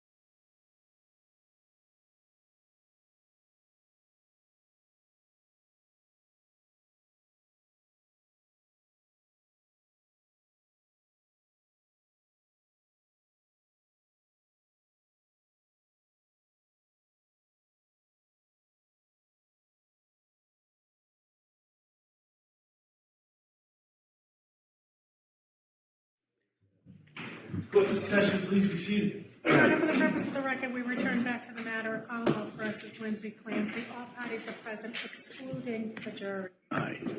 Counsel sidebar, please.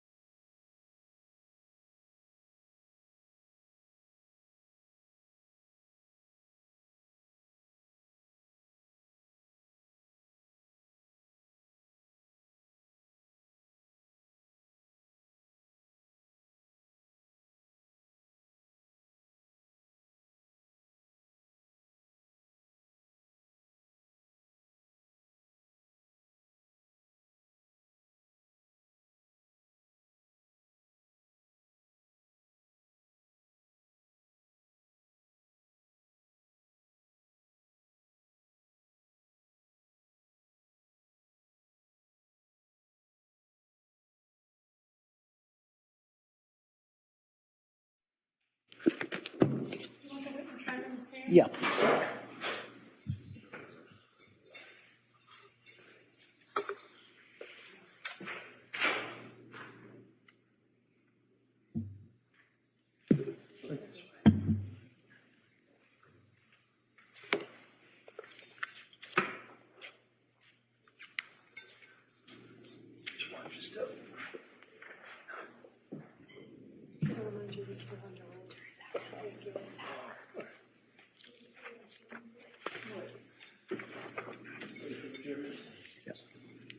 All set.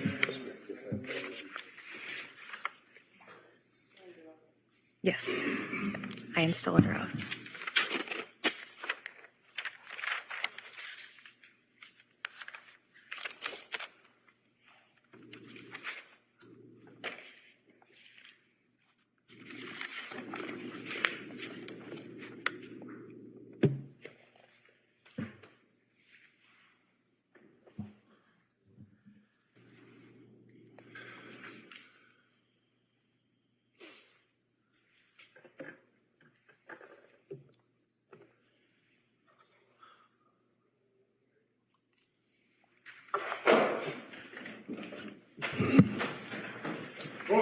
All right, jurors.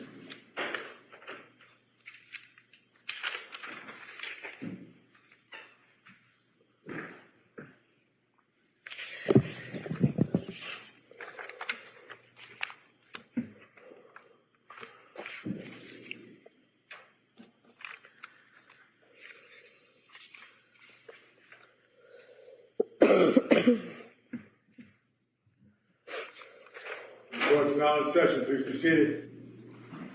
Your Honor, for the purpose of the record, we return back to the trial of Commonwealth versus Lindsay Clancy. All parties are present, including the defendant and the 18 jurors. All right. Attorney Sprague? Thank you, Your Honor. You had described previously the injuries to Cora's neck. Were there also injuries on her face that correlated to those marks? Yes. On examination of her face, she showed diffuse petechial hemorrhages of the skin of the face, most prominently around the skin of the eyes. She showed petechial hemorrhages on the inside of her eyelids as well as the inside of her lips. And if I could have photo 2246, please. Doctor, there's a remote here. If you press and hold the top button, you can highlight what you're talking about in the photo when it comes up.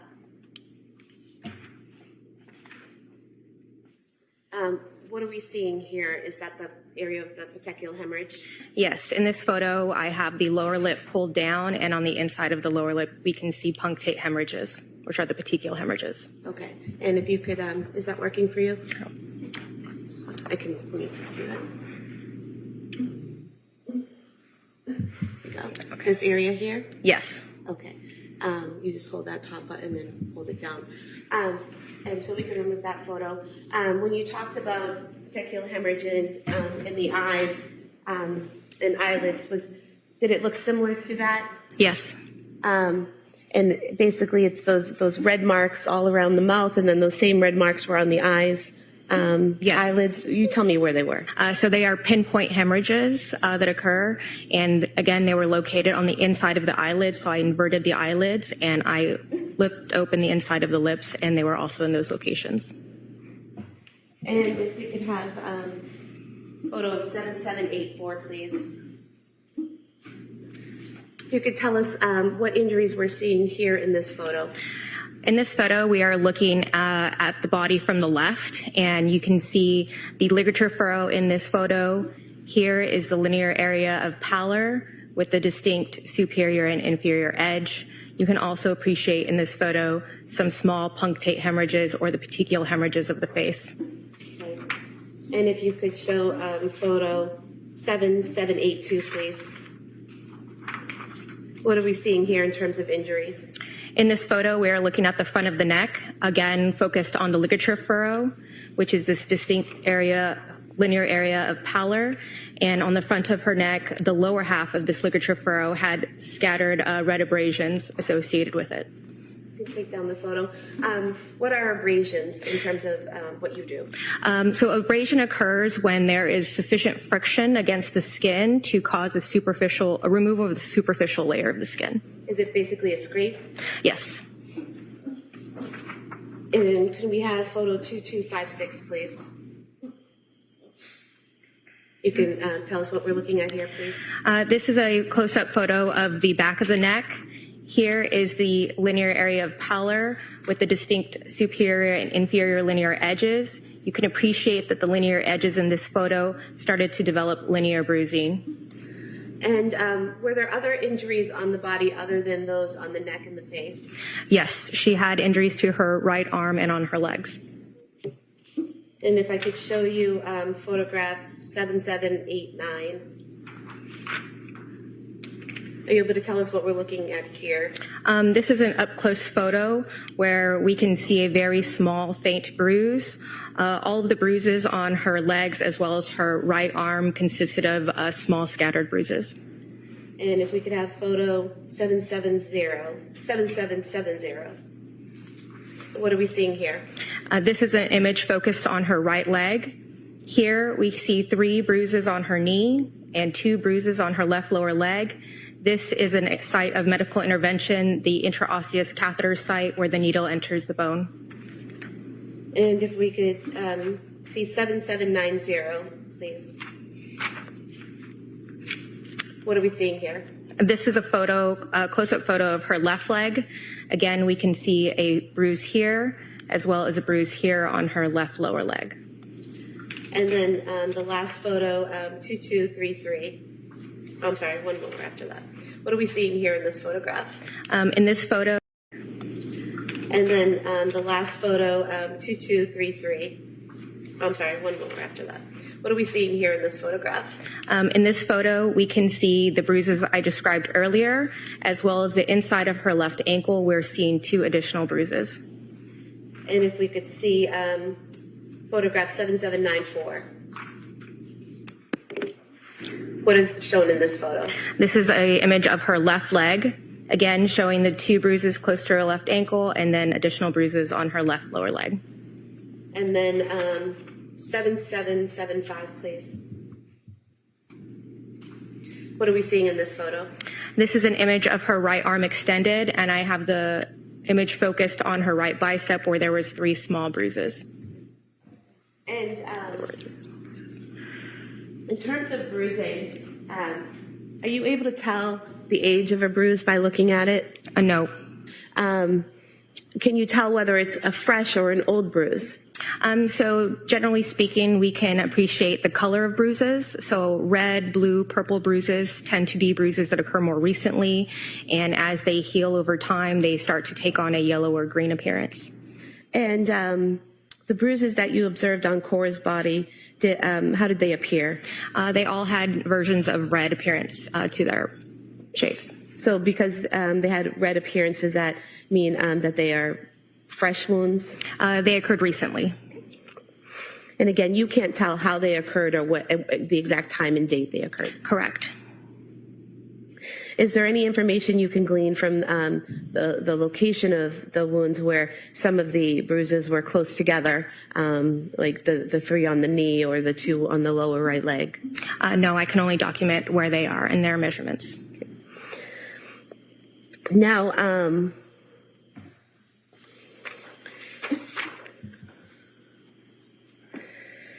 if I may have a moment. Sure.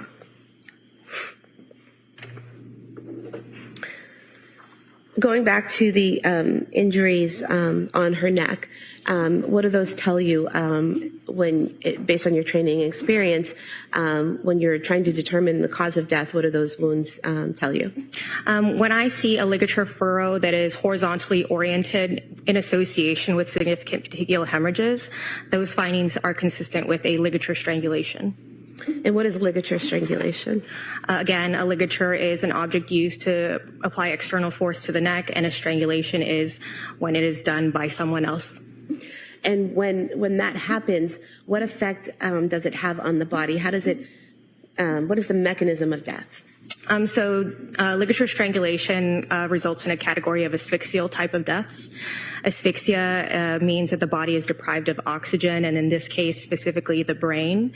So when you have compression on the outside of the neck, blood is how oxygen is delivered throughout our body. So the right side of the heart delivers blood to our lungs, where during breathing and respiration, we then put oxygen into our blood.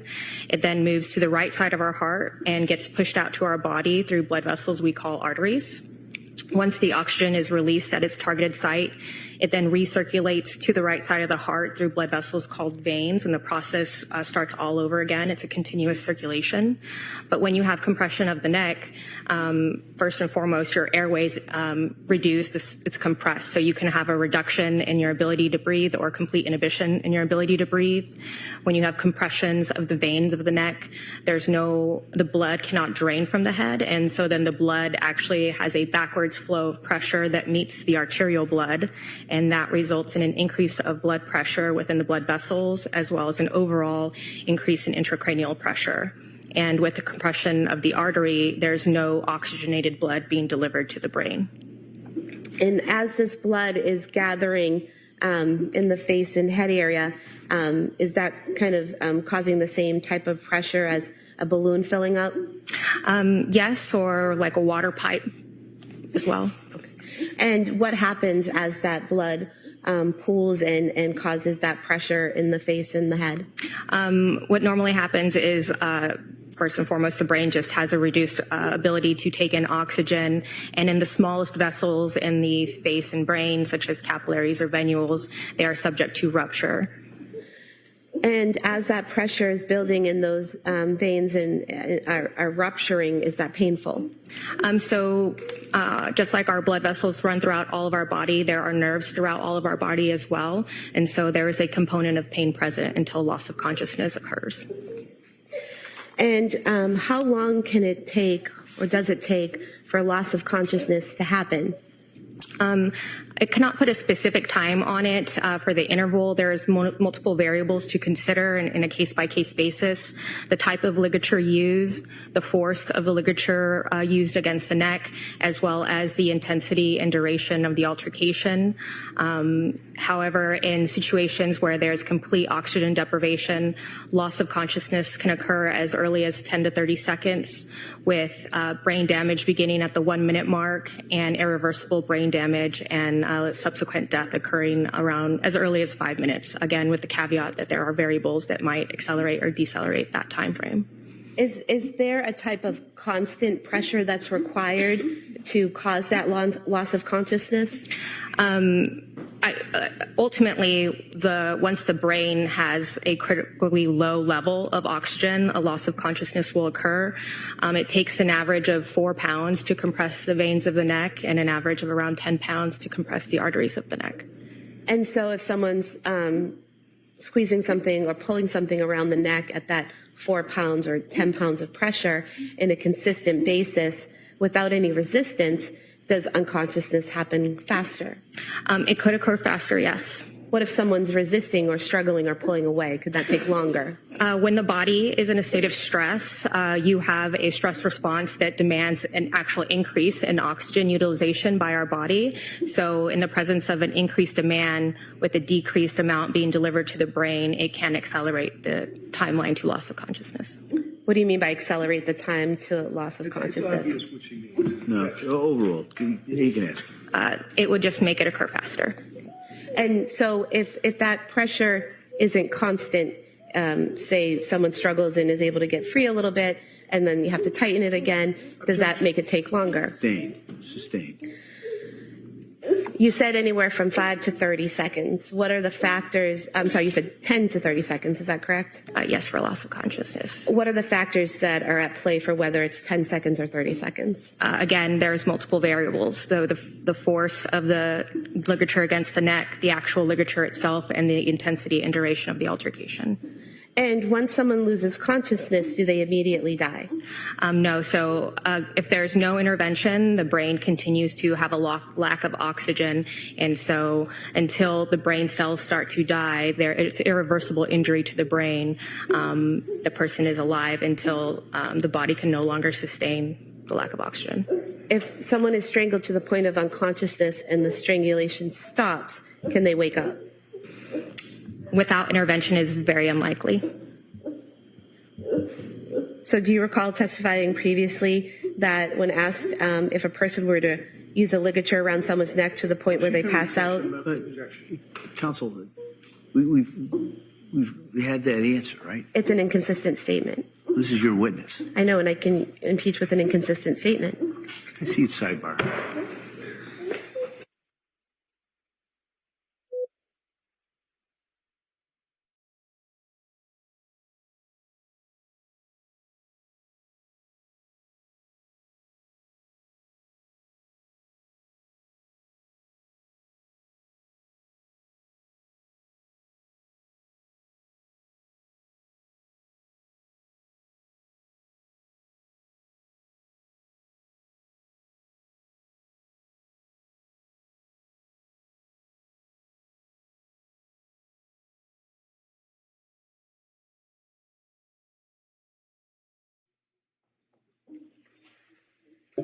Doctor, do you have to continue to strangle someone past the 30 seconds to cause death? No. Once the brain is subject to oxygen deprivation and brain cells start to die, it's irreversible, and so it will continue to progress towards death if there's no intervention. What do you mean by intervention? Resuscitative efforts, if somebody tried to give CPR.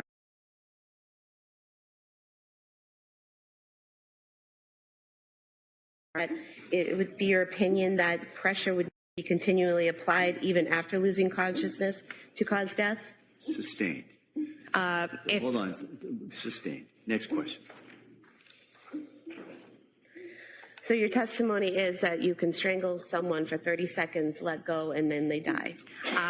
I said that in this presence of complete oxygen deprivation, there is a general time frame. And so 30 seconds, I cannot give a specific number to that. Once strangulation occurs, again, the brain starts to be subjected to a lack of oxygen. So whether the ligature is present or whether the ligature is not present, the oxygen deprivation and irreversible brain damage is already occurring. And there's no coming back from that? Not without intervention. It's very unlikely. Again, the brain cannot heal those cells. Did you form an opinion to a reasonable degree of professional certainty, to medical certainty, as the cause of death of Cora? Yes. And what was that? Asphyxia. And was that by manual strangulation? By strangulation. Mechanical strangulation, I mean. Yes. Did you also examine or do an autopsy on Dawson Clancy? Yes. And when was that? January 25th. And did you observe injuries on Dawson Clancy when you did the external examination? I did observe injuries to Dawson. He had trauma to his neck with associated injuries of the head, as well as minor injuries to his left arm and his legs. And if we could pull up photo 2166.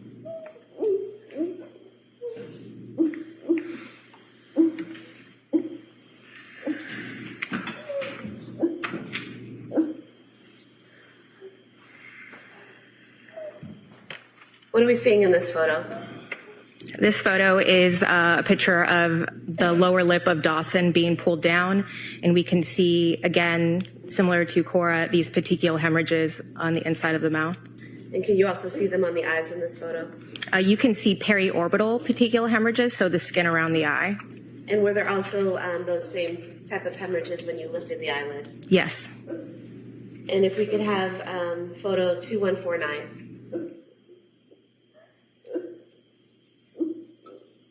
What are we seeing here?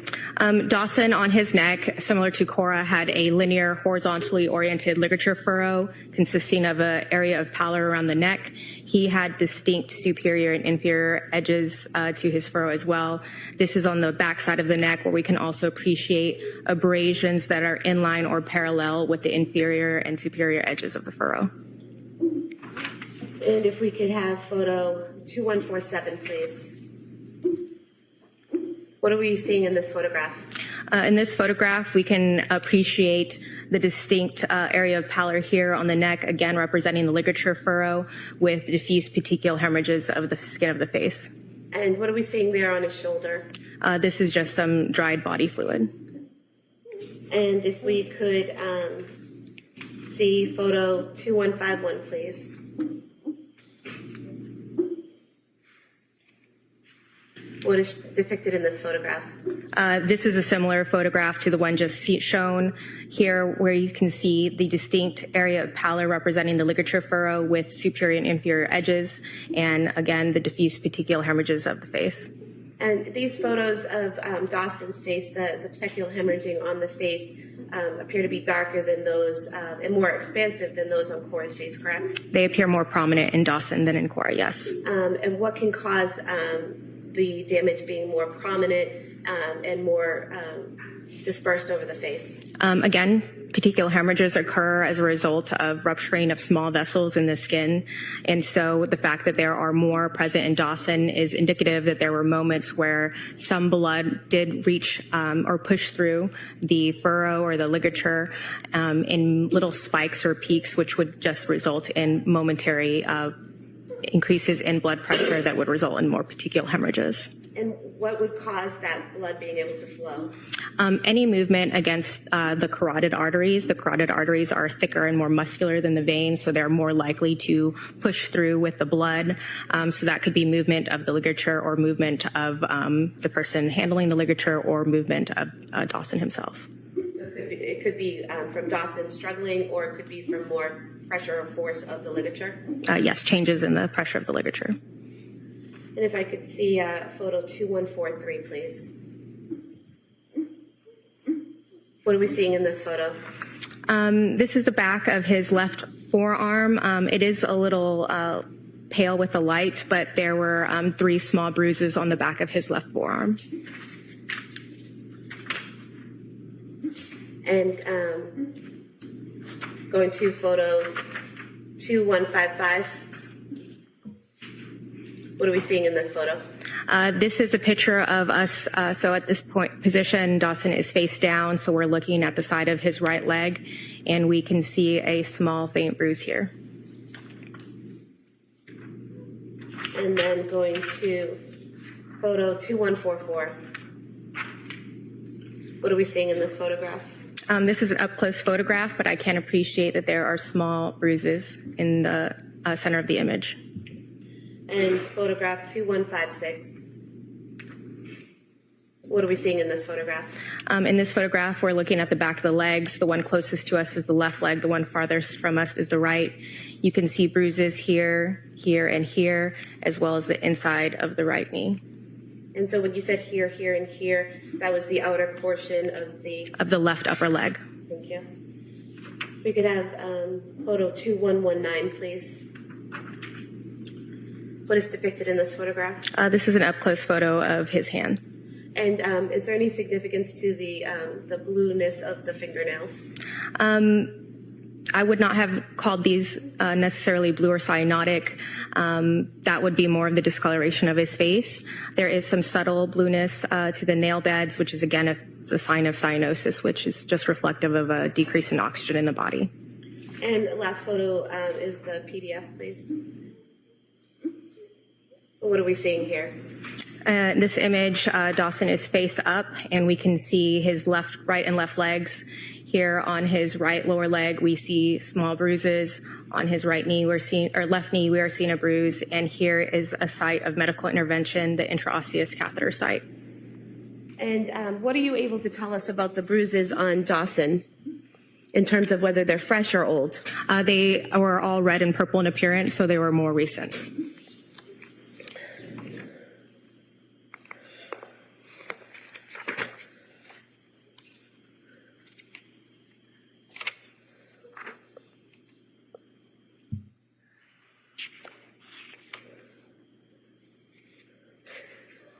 And based on your examination of Dawson, were you able to determine a cause of death? Yes. And did you determine that to a reasonable degree of medical certainty? Yes. And what was that? Asphyxia. Your Honor, I'd move to submit the original photos of Cora and Dawson as for identification, and the other, the ones that were just shown to the jury as exhibits. So mark the first set for identification. It's N and O for identification. All right. Then over the defendant's objection, using the same analysis as stated in the sidebar, those other photographs may be admitted. The photos of Cora and then Dawson as the next exhibits, please. It's 228 and 229.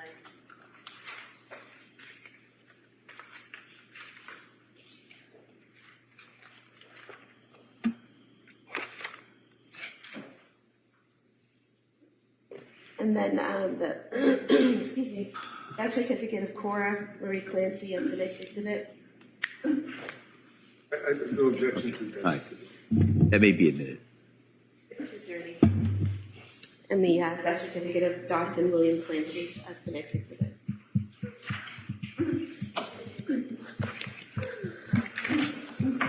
I have nothing further. Thank you. Mr. Reddington? No, thank you. All right. Thank you, Doctor. You may step down. Thank you, Your Honor.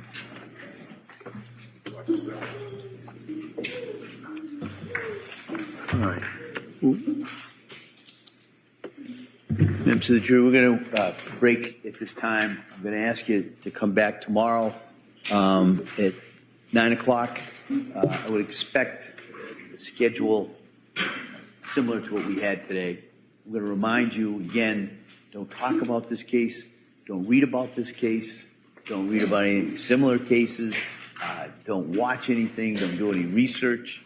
Put this out of your head for tomorrow morning. All right? And I'll see everybody tomorrow morning. Thank you so much. Court, all rise. Jurors, close the door, please. Place upon your chairs, please. This way, please.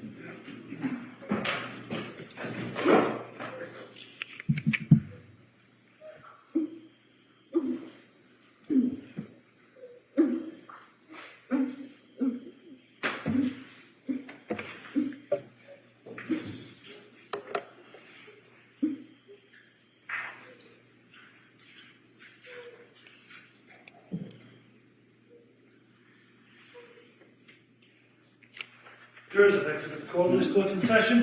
Counsel, anything we need to address before tomorrow morning? No, thank you. So we'll be in recess on this matter till tomorrow at 9 o'clock. Thank you. Court stands in recess. Please exit the courtroom.